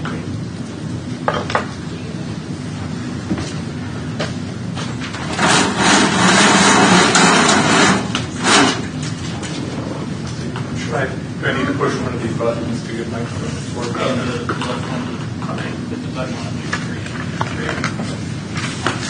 So before you begin, we did kind of outline the fact that this study was part of the $450,000 that was accepted by the county from Cloverleaf, and we're doing some preliminary road studies, and then this study was authorized as part of that. Okay. And Commissioner, I just want to make sure that wouldn't be Mr. Arterbury's. He works for the county. We hired the county. We use that funding, but that wouldn't be his. No question for him, really. Well, I'm just saying that the study, particularly, is funded by that fund, those funds. Correct? Yes, that's true. That's what I'm saying. So would you be able to clarify if there was bias or a conflict of interest? Because I may have misunderstood prior comments, but I felt like that was implied. Is it okay if I make a broader statement and then answer that directly? Say whatever you want. When we are engaging professional firms, in the case of Mr. Arterbury and his firm, in the case of Kutak Rock, that firm, SMH Engineering, the county is engaging those firms to do work for the county. They're some of the most professional firms in the metro and probably in the United States. For anybody to question their motivation for these is just ludicrous. And I'm going to say that because I've known Mr. Arterbury for over 20 years. Yep, me too. He works with probably at some point in his career, probably 90% of the municipalities in Kansas. I mean, he's been doing it a long time. And his firm is one of the most prestigious in the area, without a doubt. And Kutak Rock is also very professional, have well known. They have professional standards that they work by. And those professional standards are representative for the county. Who funds them, they don't ask that question. It's not part of how they're going to do their research and their analysis and how they're going to perform their work. That's true of all these firms. I've heard week after week, we want studies done. So we hire the best people available to do those. And then they're criticized, and you heard it, the people who do that research are criticized for doing the work that we've been asked to come up with. So it's not fair to Mr. Arterbury, and it's not fair to the other people. And yes, we funded it with the $450,000. We'll fund a lot more studies with it. We'll probably have to ask for more money if this goes forward, because it takes a lot for a project this size. And it's either the county picks up the tab, which means the taxpayers, or the developer picks up the tab. And every one of these that we do, we put it on the developer. We do not want the taxpayers. But we hire the firms. They are engaged to work for us, not for the developer. And that's where we're at. Did I answer your question? Thank you. So just a comment on that. there is never a criticism for the contractors like you, Mr. Arterberry, but the issue is you're going to answer the questions that you are asked. For example, you're going to answer the question if we ask you to give us a gross amount and not a net amount. You're going to answer that question. If we ask you to do a net amount, that would be taking into account the negative aspects. But we didn't ask you that from the county. We asked you on a gross level. So that gives us a different number that is presented to us, very different than if it was a net analysis. Correct. So it is not a criticism of you. It is. I don't think the people in the audience were criticizing any contractor, but it's just like they say on a computer, garbage in, garbage out. If the data that's entered, the questions that we ask, if that's the right questions, then you just give us the answers that we're asking for. Correct. Yes. So are you taking issue with what the county asked from this firm? I have some questions because I think that some of the answers that were given in this report don't kind of include the whole scope of what we're talking about. When I say gross versus net, because we don't take into account the costs of some of this, and that would be my criticism. It would be no criticism of you or your organization. So are you criticizing staff? I'm criticizing that we didn't quite ask all the questions perhaps that we should have. Okay. Thank you, and I appreciate the introduction and the commentary. I guess what I would like to do is kind of just give you an overview of the findings of this report. And before I do that, I did want to give a brief introduction to myself. Again, David Arterberry with Stiefel Nicholas. It's a pleasure to be here today. I have had the opportunity to work with the county in the past on bond issues. And in that capacity, we served as a fiduciary advisor, looking out for the best interest of the county. And that's the mindset that we took when preparing this report also. We attempted to just look at facts. We didn't attempt to interpret things one way or another. This is all just primarily black and white mathematical calculations given certain inputs. Now, there's a lot of other inputs that you would want to take into account, obviously, when you're making a decision. And I've heard a lot of those discussed today in a robust discussion that leads me to believe that you are taking the appropriate approach to looking at all aspects of this. And this report is just sort of one aspect of your decision-making process. This report, as is stated, is looking at the gross revenues that the county and underlying taxing jurisdictions could expect to receive from the project if it's developed as is currently anticipated.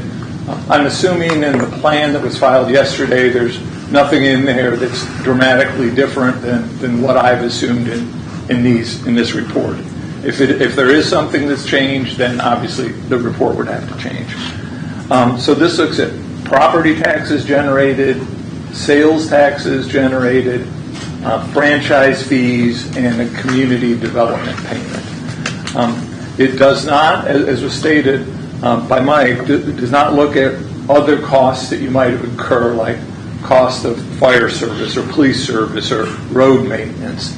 Those are just those are the variables that, quite frankly, would have taken a lot more time and much more expense to understand and to get a hold of and to incorporate. It also doesn't look at state benefits that might be received, such as income taxes that would be received both on a corporate basis, corporate income taxes, as well as income taxes that might be generated from new employees. It also doesn't factor in, and as I understand it, none are being considered. It doesn't factor in any sort of local incentives that might be offered for the project.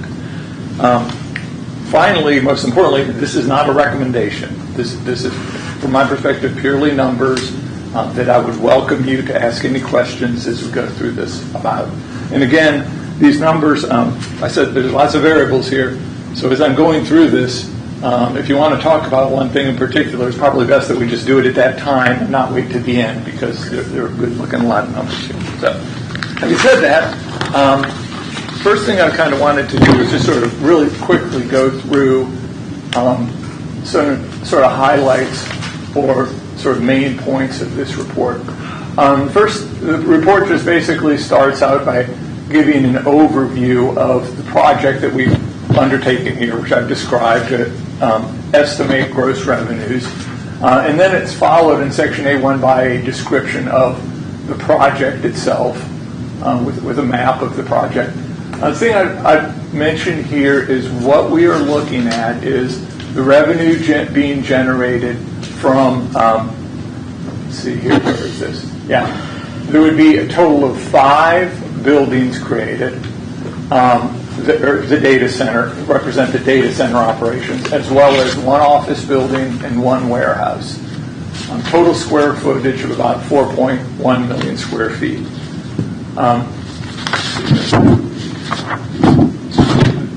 Here are a list of the sort of the key assumptions that we use when developing the report.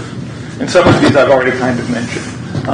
First of all, no local incentives, nothing like tax increment financing, industrial revenue bonds, or property tax abatement. This is an analysis solely on the real property.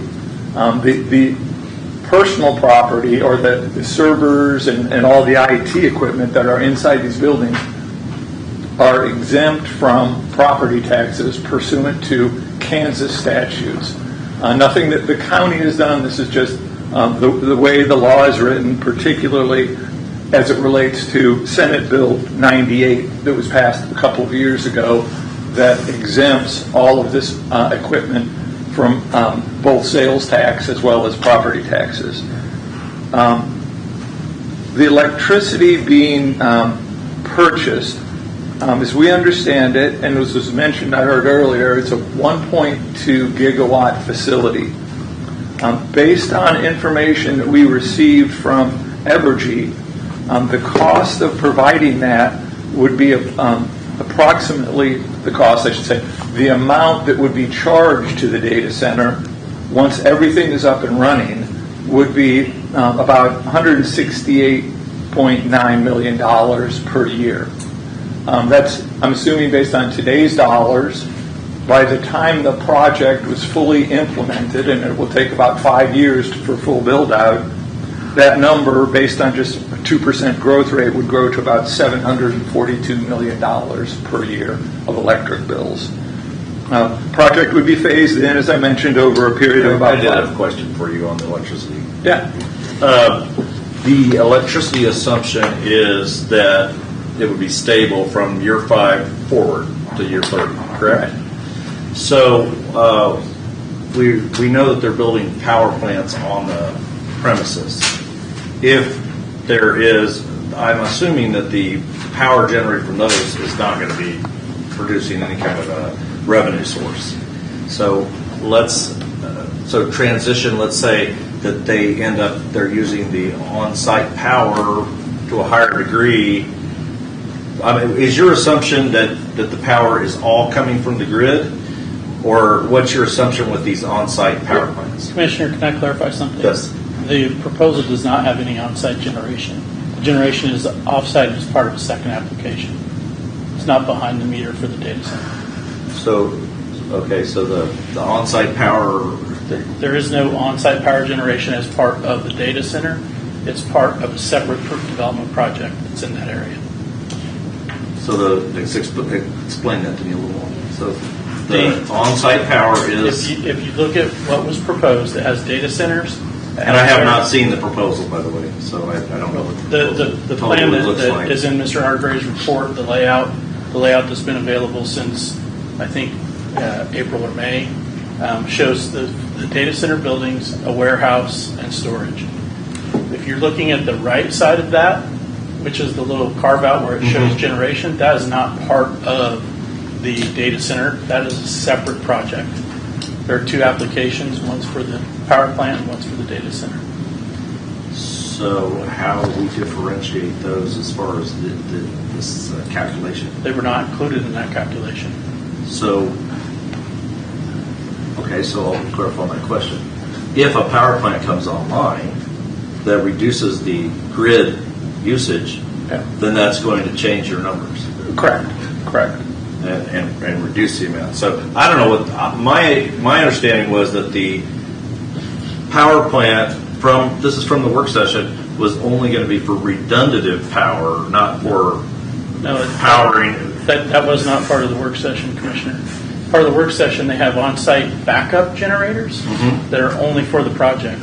But the power plant, the one, again, it's on the right side of that slide if you're sitting in the audience looking at it, that's a separate power plant that is not part of the data center application. It's separate, so it would be on the other side of the meter. So that's when you hear people talk combined with the two projects. It's two separate projects. So okay. When you hear them talk about behind the meter, that would be on-site generation, which they do not have as part of this application that you're seeing.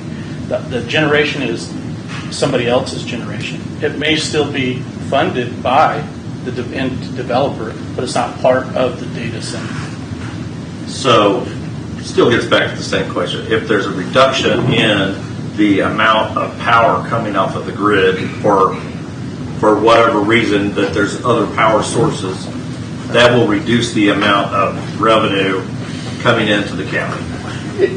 If that additional revenue that you're referring to is not going to be subject to sales tax. If they're generating their own and they're paying for it and they're just using it on site, then yes, the amount of electricity that they're purchasing that would be subject to the sales tax would drop. But if they're acquiring money from some other source and they're paying that other source for that electricity, that would also be subject to sales tax. So if the electricity produced by this project number 2 is like sold somehow into the grid and then it's repurchased, then that right there, then it's going to produce a sales tax revenue. Right. So, okay. So I'm not all up to speed on this power plant proposal. Is that actually is that been submitted? Yes. Okay, I have not seen that. That would be again not surprising because that just came in yesterday. So that is information that just came in. That their application is two separate things. So are we going to be running these two projects on separate tracks as far as the consideration of the two separate projects? Or are they going to be tracked together? Well, they're two standalone projects. Okay, so they're going to be having all the hearings and everything separately. They're not going to be tied together. Okay, good information. Like I said, there's a lot of variables here, so they're getting a hold of these is something else. So. Kind of moving on here, let me go back to where I was before.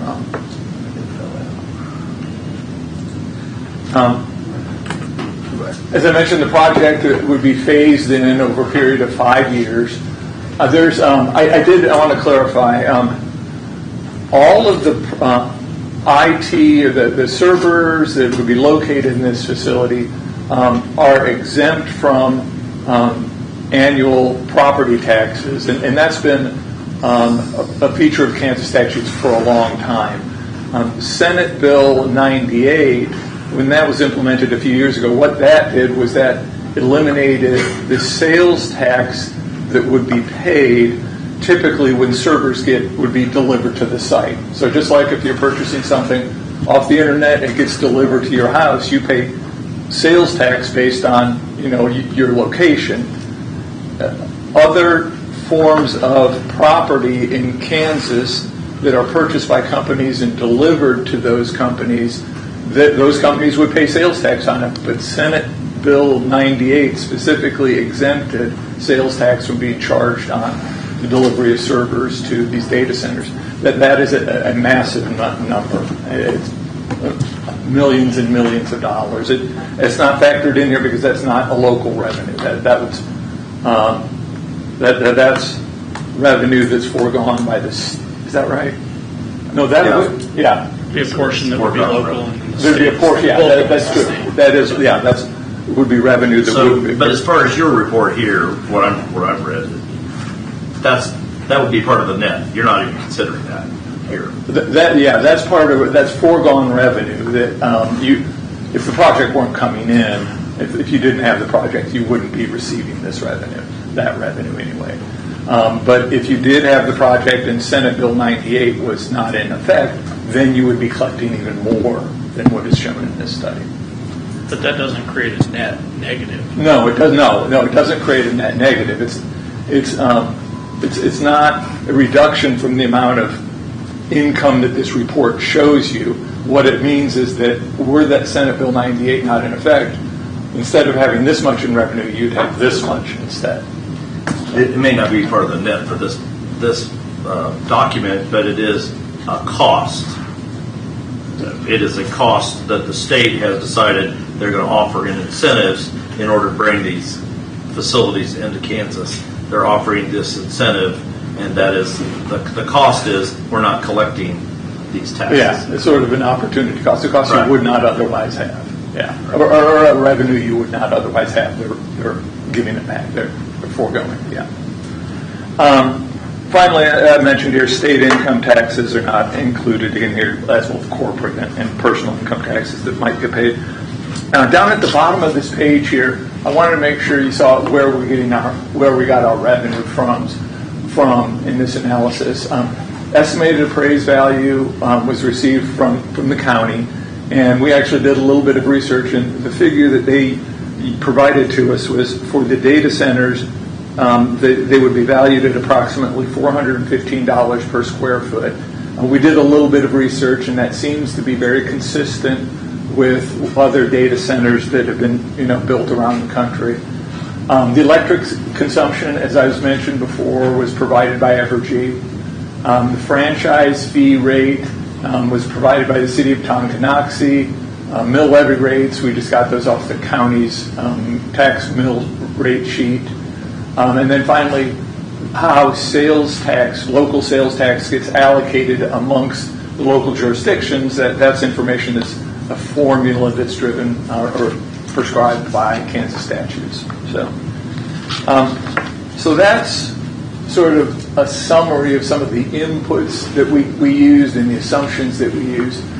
Now this table, I think, provides a basic overview of the numbers that we were looking at here. There's two scenarios that we attempted to measure. The first scenario is just looking at the property as it sits now as an unincorporated part of Leavenworth County. And then the next scenario we looked at is what would happen if the property was actually incorporated into the city of Tonganoxie. Looking here at the middle column here, this is the scenario where the project would remain in an unincorporated area. The estimated amount of real property taxes that would be collected would be about $40.6 million per year. Now, that amount was calculated by taking, and this is upon full build-out. This is what it would look like in year 5. It would sort of ramp up between now or between when the project starts in year 5.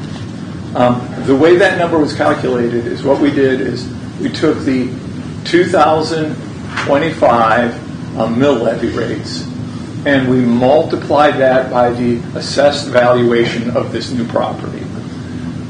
So we've assumed that the mill levy rates stay stable and that the amount additional property appraised valuation that is brought in would be taxed at those rates. Now, we realize that in all likelihood, if that amount of revenue would be generated, there's a really good likelihood, and I would hope, that property taxes would fall. So what we've done is we've done a couple of measurements here. One is looking at how much would have been generated based on 2025 tax rates, and then we did another calculation we'll examine in a minute or two that looks at how much property taxes could actually drop based on how much revenue property taxes were generated in 2025 if it was spread over this bigger tax base. So we'll look at both numbers. The truth, the reality will probably lie somewhere in between. There'll be some additional revenue available that municipalities will use to increase services, and there'll be some revenue that's allocated towards reducing property taxes. So we wanted to kind of provide two ends of the spectrum here. Does that make sense? Yeah. Okay. So, and I did notice that you caveated it with this line. These are gross revenues only. The project-related costs that the county and other jurisdictions would incur to serve the campus are not quantified in the report, so the figures should not be read as a net fiscal benefit. Correct. Yeah. Let's see. So in the unincorporated scenario here, in addition to the $40.6 million of property tax revenue, the county collects a 1% local sales tax on the sale of electricity. Based on that number we saw a minute ago, the $86 million of revenue growing once the project's up and running to about $742 million, that would generate $7.42 million of new county sales tax coming in. In addition to those two sources of revenue, in the unincorporated scenario, there's also a community benefit fund that would be created and paid for by, I guess it would simply be an agreement with the property owner each year, and is based on the square footage of the entire project. That was something that was contemplated. Obviously, has not been negotiated yet. It could be higher. It could be based on some other calculation. But we do know that we would require some kind of a community benefit. So in this case, the benefit was calculated based on the estimated size and a preliminary estimate, I guess, of how much it would be, to be about $9.88 million. If the project were to be annexed by the city of Tonganoxie, these numbers change considerably. The city of Tonganoxie's mill levy would replace the mill levy of some of the underlying townships that cover the property, because the townships would no longer be responsible for providing services. It would be the city if it was annexed. The city has a little higher tax levy rate, so that causes the amount of property taxes that would be generated to go from $40.6 million up to about $47.35 million. The amount of sales tax generated by the county from the electricity, that wouldn't change. The city, however, does collect their own 1.75% sales tax, and so that would generate approximately another $12.99 million. And then the big number here, the city charges a 5% franchise fee. That's a fee that the cities charge for utilities, private utilities, to operate within their boundary, and it helps the city offset the cost of maintaining right-of-ways, and provides the right for the utility companies to use those right-of-ways, and helps to defray city operating costs. That is estimated based on, again, the very large energy purchases to generate about $37.12 million per year for the city of Tonganoxie. The community benefit fund, again, that wouldn't change, be it if the property were annexed or if it were out in an unincorporated area.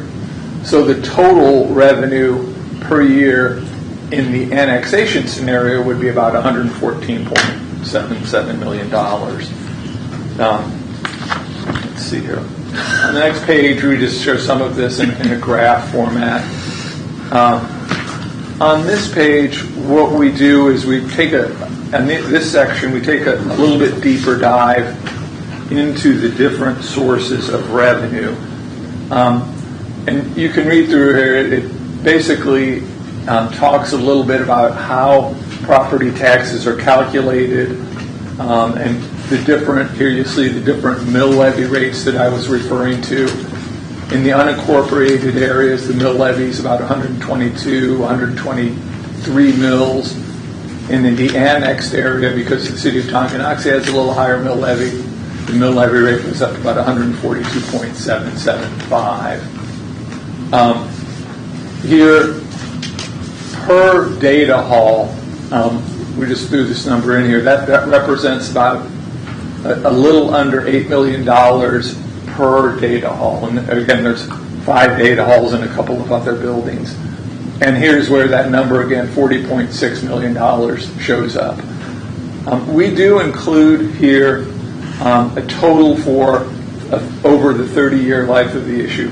But as was mentioned earlier, and we put some disclaimers here about that. That's a long period of time, and undoubtedly things will change. So I would, if you're going to focus on numbers, I would really focus on this initial build-out number rather than the 30-year totals. One thing I think is worth mentioning in here at the bottom of the page, the project, the current assessed valuation of the county is, at least last year, was $1.17 billion. The assessed valuation of this facility at full build-out is about $332 million. That represents about a 28% increase in the entire county's tax base, so a 25 to 30% increase in the tax base if it's built out as is projected or stated. Go on here to talk a little bit about local sales tax. Here you'll see. Here's where we calculate mention the $7.42 million of sales tax that would be generated. That $7.42 million of county sales tax is not all kept by the county. The county shares that with the underlying cities within the county. And so right now, based on the state's formula for how that sales tax gets divided up, the county keeps about 45% of it, and the balance, the remaining 55%, gets distributed to the underlying cities. And this includes cities that are not located, or that do not include the boundaries of the property. So every city in the county would get a portion of this additional sales tax. Here we look at more information about the sales tax. We discuss the sales tax that's generated by the city of Tonganoxie, and additional information about the franchise fee that Tonganoxie generates. And here we talk a little bit more about the community benefit payments. And again, these community benefit payments don't, to the extent that you have costs that are incurred, it does not take these into account. So upon initial, when the project's being built out, if the county or any of the underlying jurisdictions have expenses related to helping to get built out, I don't know what those would be, roads or something, it's possible that some of this payment, this community development payment, could be reduced by the cost of those different projects, those costs of those different initial improvements. The next section here, C1, what we wanted to do was look at specifically for each taxing jurisdiction how much additional revenue that they might be receiving. So this first case is the unincorporated scenario. And in this scenario, what you'll see here is that here's each of the different taxing jurisdictions, if the project remains unincorporated, that would be receiving revenue either in the form of property taxes or a share of the sales tax, of the share of the county sales tax, if the project were to be built out. So you see here, the city of Tonga, or USD 464, would receive about $21.87 million. Again, this is based on last year's tax rate. Leavenworth County would get about $12.38 million of property taxes, or about 3.35 of electric sale of the. So can I jump in here Yeah. on the USD 464? You didn't calculate or take into account the school finance formula of the state, Right. and how they absorb this money.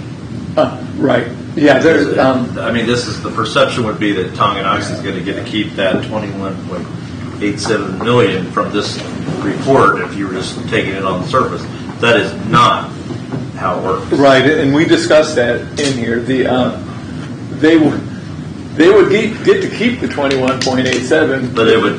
But the amount of money the state gives them would be reduced. Right. Yeah.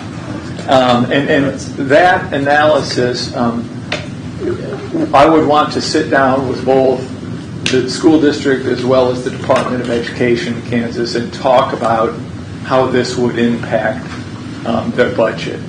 The school district has got several different mill levies. One is a 20 mill levy for the general fund. That mill does not change. That mill will be there regardless because that's mandated by the state. They have other funds like the supplemental general fund, the capital outlay fund, and the bond and interest fund, all of which receive at different levels state aid.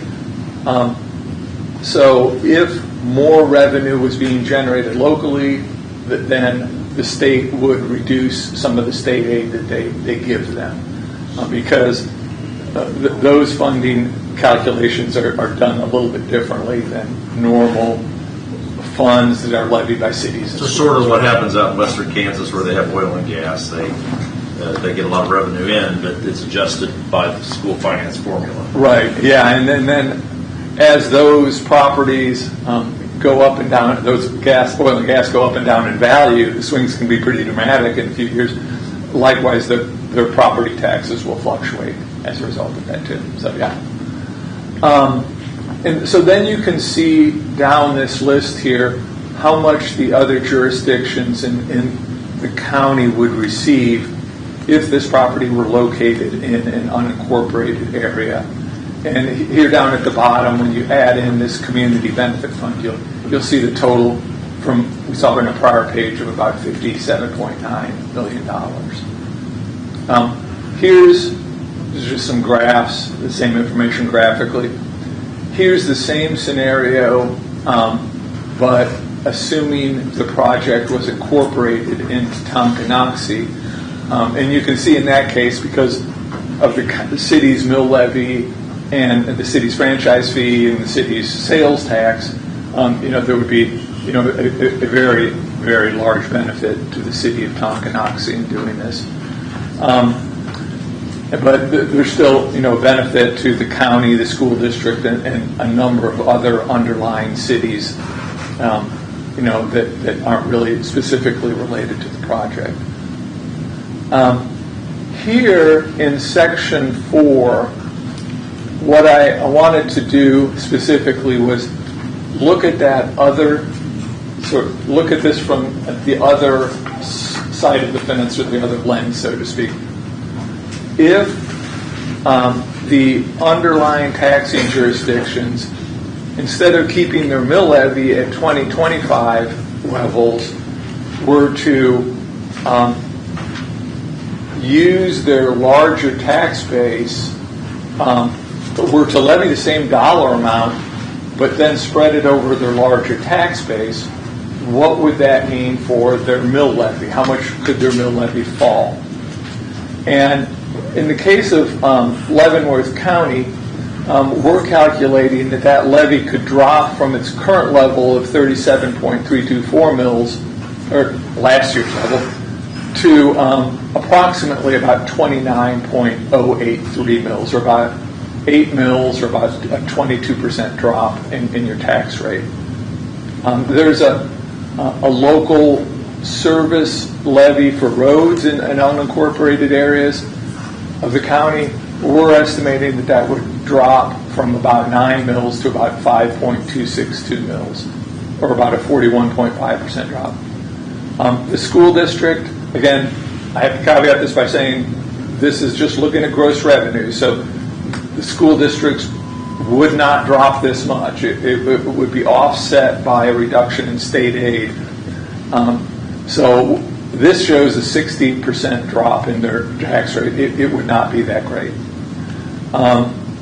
Reno Township would have a drop in their taxes. Fire District 2, you can see all those how much the mill levy rates would drop for each of those different taxing jurisdictions in the unincorporated scenario.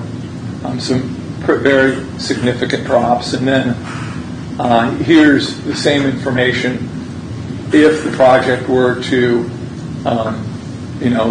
be incorporated into the city of Tonganoxie. And there's not as many jurisdictions that are impacted because there's not as many jurisdictions that are levying property taxes if it's incorporated within the city of Tonganoxie.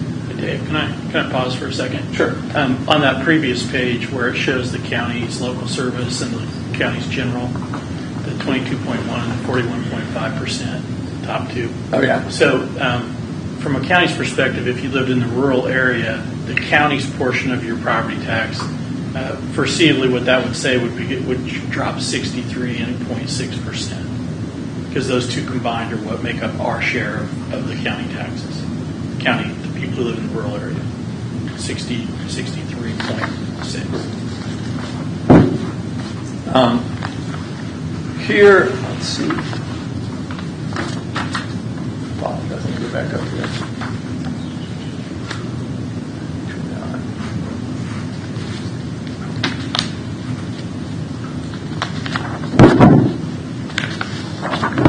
One thing I wanted to mention on this page, apologize here.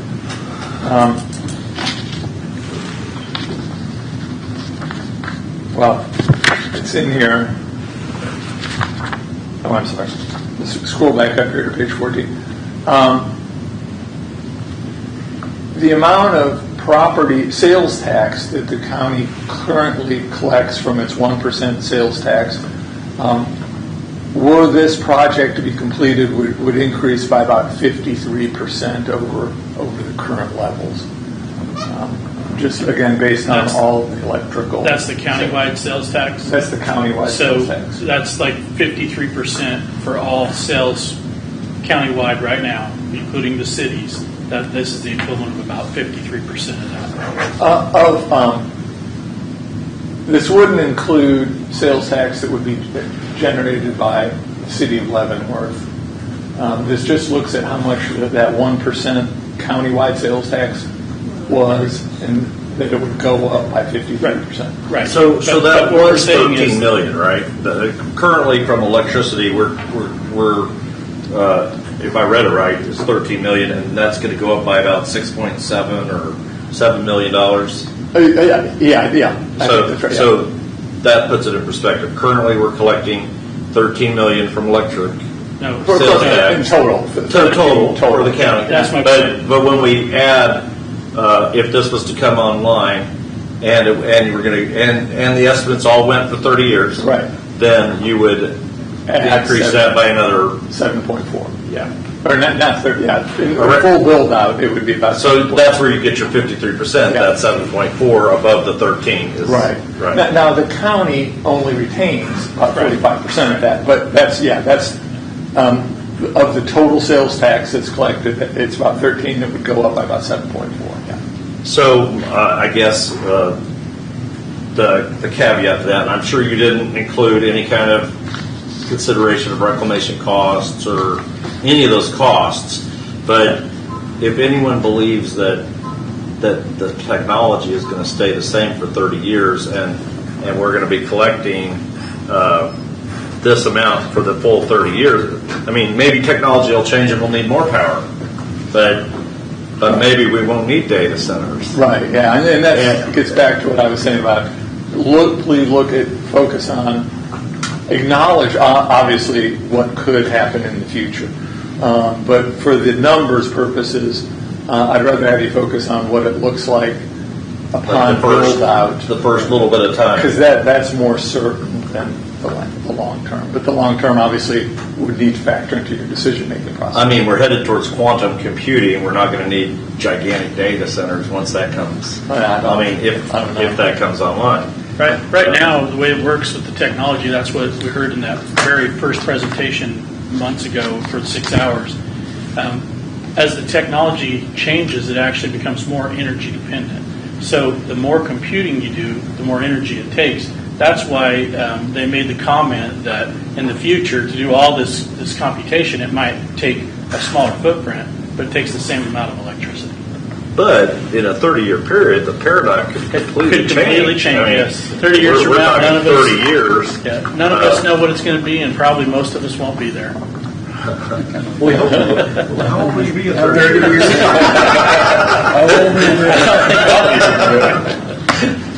But anyway, go ahead. That was really it. There's some conclusions here on page 19, but honestly, I think we've already gone through all of these conclusions. It's very significant amount of a lot of variables in it. I want to read your conclusions because I think it's very important. These are gross revenue figures. Some of that revenue would likely be realized not as new dollars collected, but as a reduction in property tax bill levies for existing taxpayers, as discussed in Section C. This study does not attempt to quantify the upfront and annual costs that the county and other jurisdictions might incur to support the project. For example, ongoing road maintenance, fire protection, emergency medical services, law enforcement and emergency management, and water, sewer, stormwater infrastructure and its extension. A complete net fiscal picture would weigh these costs against the revenues shown here. This is my concern about this document.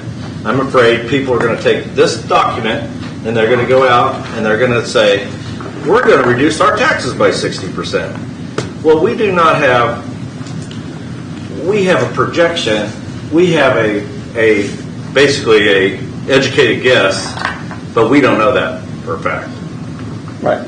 Yeah. No, that's true. I think in order to do that analysis, we'd be happy to do it. We would probably need to charge quite a bit more than we charge for this, and we would need quite a bit more time to prepare it too, because it would involve consulting with the different underlying jurisdictions to determine realistically what sort of costs are they going to incur, both upfront that wouldn't be covered by the developer and on an ongoing basis, and how do those compare then? But it would give us a much more realistic picture. But the challenge with that, and this is something that Dave and I actually talked about while he was doing the study, and that was until you have an application and a true plan on what's going to happen, it's hard to get to the very, very specifics. So we did the generic overview, and then and just touched on one thing. None of the infrastructure is the responsibility of local government. That's the developer that has to pick up the funds on all that. So the extension of any of the electric, gas, water, sewer, that's all on the developer. The road improvements before, during, and after the project, that's all on the developer. That's one of the reasons. If we would have thought that was going to hit, and I had those numbers, I would have provided them to Mr. Arterberry, but I didn't because we know that the developer is going to be responsible for that. But I do believe, as we move forward, we do need the complete financial analysis. Once we have an application that is firm and approved, then I do think we need to re-engage with Mr. Arterberry and have that complete analysis done. So you think it needs to be approved before we get the analysis? Well, I don't think you can do it unless you know what the final is, right? Well, if we approve it, it's approved. You can't do an analysis on something until, and I mean by the application. So if they say it's going to be 5 buildings, data, 2 buildings, the substation, because that is also not included. The substation, which is on site, also generates a healthy amount of property taxes, but not included because we didn't know. And that's when I talk about professional. They're not going to include something that they really can't put their finger on. You see some of these financial impact studies that come in that show it's going to generate all these new jobs. None of the construction jobs impact are included in here because we just don't know, and he's only going to put in there what's factual and what we know. So, but yes, I think once we have a confirmed application, which we do today have an application, but it hasn't been accepted yet, it's not approved. But once we have that, and we know more about what the developer is asking, then I think we can re-engage and go back and do Go sit down with the school district and the Board of Education, figure out what that actually changes for the school. Sit down with the fire districts. We need to know if it's going to be annexed. Because as you saw in here, there's a huge difference in annexation versus not being annexed. So we need to know those things. And once we get there, then we can actually get to the nuts and bolts, the true, here's the bottom line. This is the start. So the large load tariff, there was a couple of exceptions for, and I can't remember the exact title, but it's where they could make an exception to the large load tariff. Did you look into that? How that could impact your numbers if those were accessed? No, we simply received an estimated number from Evergy that $686 million. It wasn't discussed any sort of changes in the rate table or how that. Because I know that with the large load tariff, there's a couple special programs that are available for these projects that can change those rates. Okay. Yeah, that wasn't brought to our attention. Questions? No. Thank you. Thank you for your presentation. Thank you, Dave. Thanks, Dave. Sorry to make you miss your other meeting.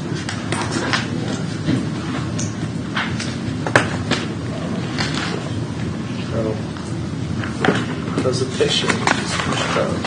None. Not for me to read. No.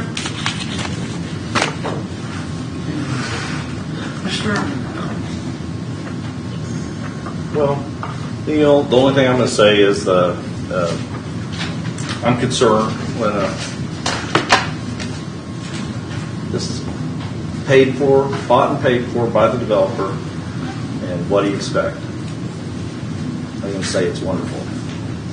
And that's the way it came out.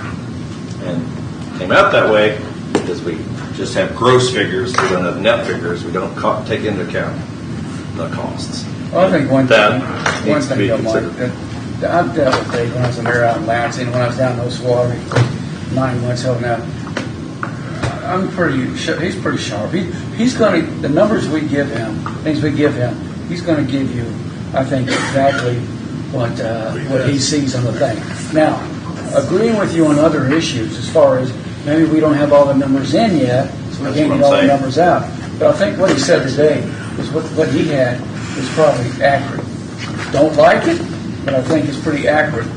I'm just saying it's only a picture of the gross as opposed to giving us the net, because when you don't include the net, you're not including the costs. And if you don't include the costs, then it's not a full picture. I understand. And that's not to take away from your presentation at all. I appreciate everything you've done. In fact, I really appreciate when you come up here and brag about the county's credit rating. And that's what I would love you to do. We've had you up here several times with our good credit rating for the county and looking at that. And that's something we're proud of. Okay. Final public comment. Come on down if you want to make a public comment. Can't say good morning, it's a good afternoon. Good afternoon. Rebecca Davis, East 2nd Street, Tonganoxie, Kansas. I want to back up. I mean, what's done is done, but the moratorium was a joke. Like, a Kutak Rock, a pro-data center law firm, got hired with Cloverleaf's money during a moratorium. How is that a moratorium? That's just bulldozing ahead. So I don't understand how that was ever allowed to happen. Some questions I have. Where is the city in all this? Clearly, the city should be involved in these discussions. There's a huge financial aspect that's advantageous to have the city of Tonganoxie at the table. I would like to know how that happens, and I would like to see that happen more. So whatever that process is, can you please start to initiate that so they can have a say in the biggest development of our lifetime that's, a mile or two outside the city? Planning and zoning this week, they asked to do a work session with the Board of County Commissioners. Sorry if I missed that part of the meeting. I don't know if that ever got brought up I'm trying to work full-time, I'm using my vacation to be here now, to be engaged. But if that did not get brought up, did that get brought up today? It was mentioned. It was mentioned.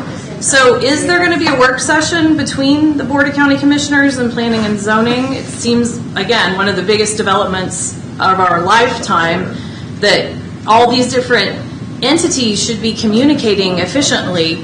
And it does seem like the way that the order of things should be that the rules and regulations happen before all this. I thought that was the point of the moratorium. Yes. So when we back it up in time, the day that money got approved, the $450,000 from Cloverleaf back in May, all the discussion was on rules and regs and studies about health and environment. So that money, it seemed like, was going to go for rules and regs and studies. And instead, it's going for a pro-data center law firm and a marketing piece from the financial aspect, which I believe to be very accurate. I think you did an excellent job. But there's some bias in this. It's, in statistics class, I learned you can make numbers do quite a bit the way you word the question. And the wording of this is, in my opinion, somewhat biased. Gross versus net. I mean, I don't know, guys. We're being railroaded here. Can I just make a comment? Sure. We're waiting for a letter from the city of Tonganoxie. Great. So we don't have that. Okay. And we're waiting for their. And the other thing is, the public hearing at the Planning Commission was closed. Therefore, it is out of order of our procedure to be able to meet with them. We did say that we would be more than happy to have a work session down the road, but as far as the consideration of this particular thing, we have to follow our legal counsel and follow the right procedure. And because the public hearing was closed, that changes the dynamic to what the Board of County Commissioners can do. So that's where we're at on that. And there's just a lot of moving pieces here. Okay. I appreciate you explaining that. I'll reclaim my time, and I should have about 2 minutes left. I don't know. I guess how you do one thing is how you do everything. So I go through life, and the way I look at things is health and wellness. I've been a registered nurse for 26 years. Everything I'm hearing in this room today, other than public comment, is the financial aspect. We're talking about what financially it's going to look like in 30 years. That's not the only metric. Clean air is important. Our kids' health is important. I don't know. This is very disappointing, very, very disappointing what's going on here. Thank you, guys. Thank you. Thanks. Further public comment? Good afternoon, Commissioners. Lee Hungerbeeler, 21549 187th Street. I don't envy you. This is difficult. As Rebecca said, this is the largest potential development in the history of Leavenworth County. Certainly, if it becomes an annexation with the city of Tonganoxie. What we've heard earlier this morning and through this afternoon, I think it just reinforces the necessity of ensuring that we have the correct rules and regulations. If things were closed without coming to an agreement on how they were going to move forward concerning the rules and regulations, I think we've done a disservice to this county. If we don't have the appropriate rules and regulations prior to the development agreement coming forward for signature, we've absolutely missed the opportunity, and the residents of this county will pay for it. I hope this isn't a case of we have to pass the bill in order to know what's in it. That's not worked in the past. I don't think it'll work in the future. And as was pointed out, the numbers that we saw are only an early stage framework, not a forecast. This isn't something we should be hitching our wagon to and touting to the public that look at what we'll be able to do for your property taxes All of us want lower property tax. Of course we do. But at what cost is that going to come? Appreciate your time. Thank you. Thank you. Thank you so much. Here we go.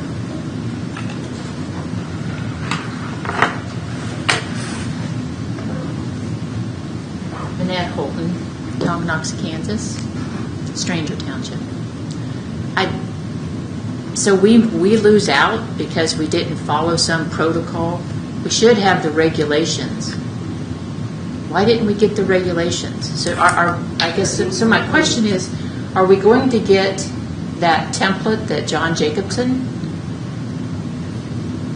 took out of the air? Is that what we're going by on the regulations now, or are there just no regulations because they put in an application? I'm just confused. We really about can't that. address Yeah, your questions now, but we will be. Yeah, and then the idea of that moratorium being discussed, and then it was discussed 3 weeks later after it was put on the agenda. That was a concern to me. I'm not sure who that was supposed to go to, but that moratorium that we discussed was supposed to be always the following week, but it was 3 weeks later. So I just see a lot of missteps that have gone on. Maybe we don't know all the protocol, but there's just a whole lot that it stinks. There's something really not right around here. That's all I have to say. Thank you. Thank you.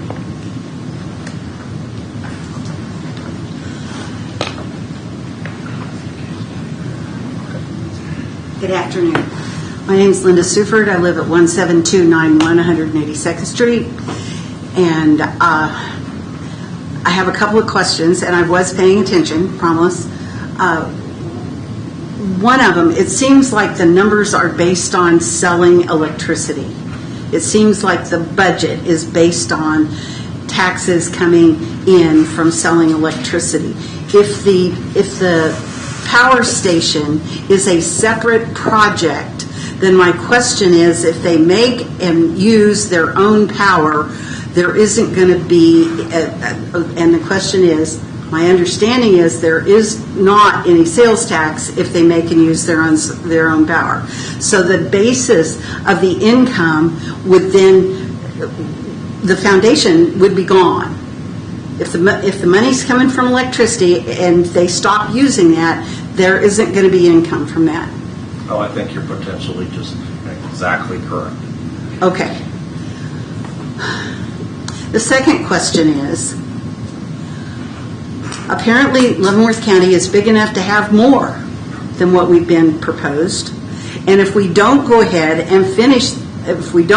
put it on a moratorium and finish our regulations and do this, what is to stop every Tom, Dick, and Harry coming in here and hitting us with more?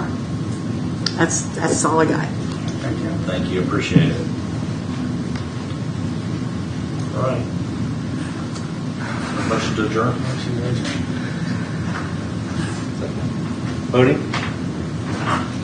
Aye. Aye. Aye.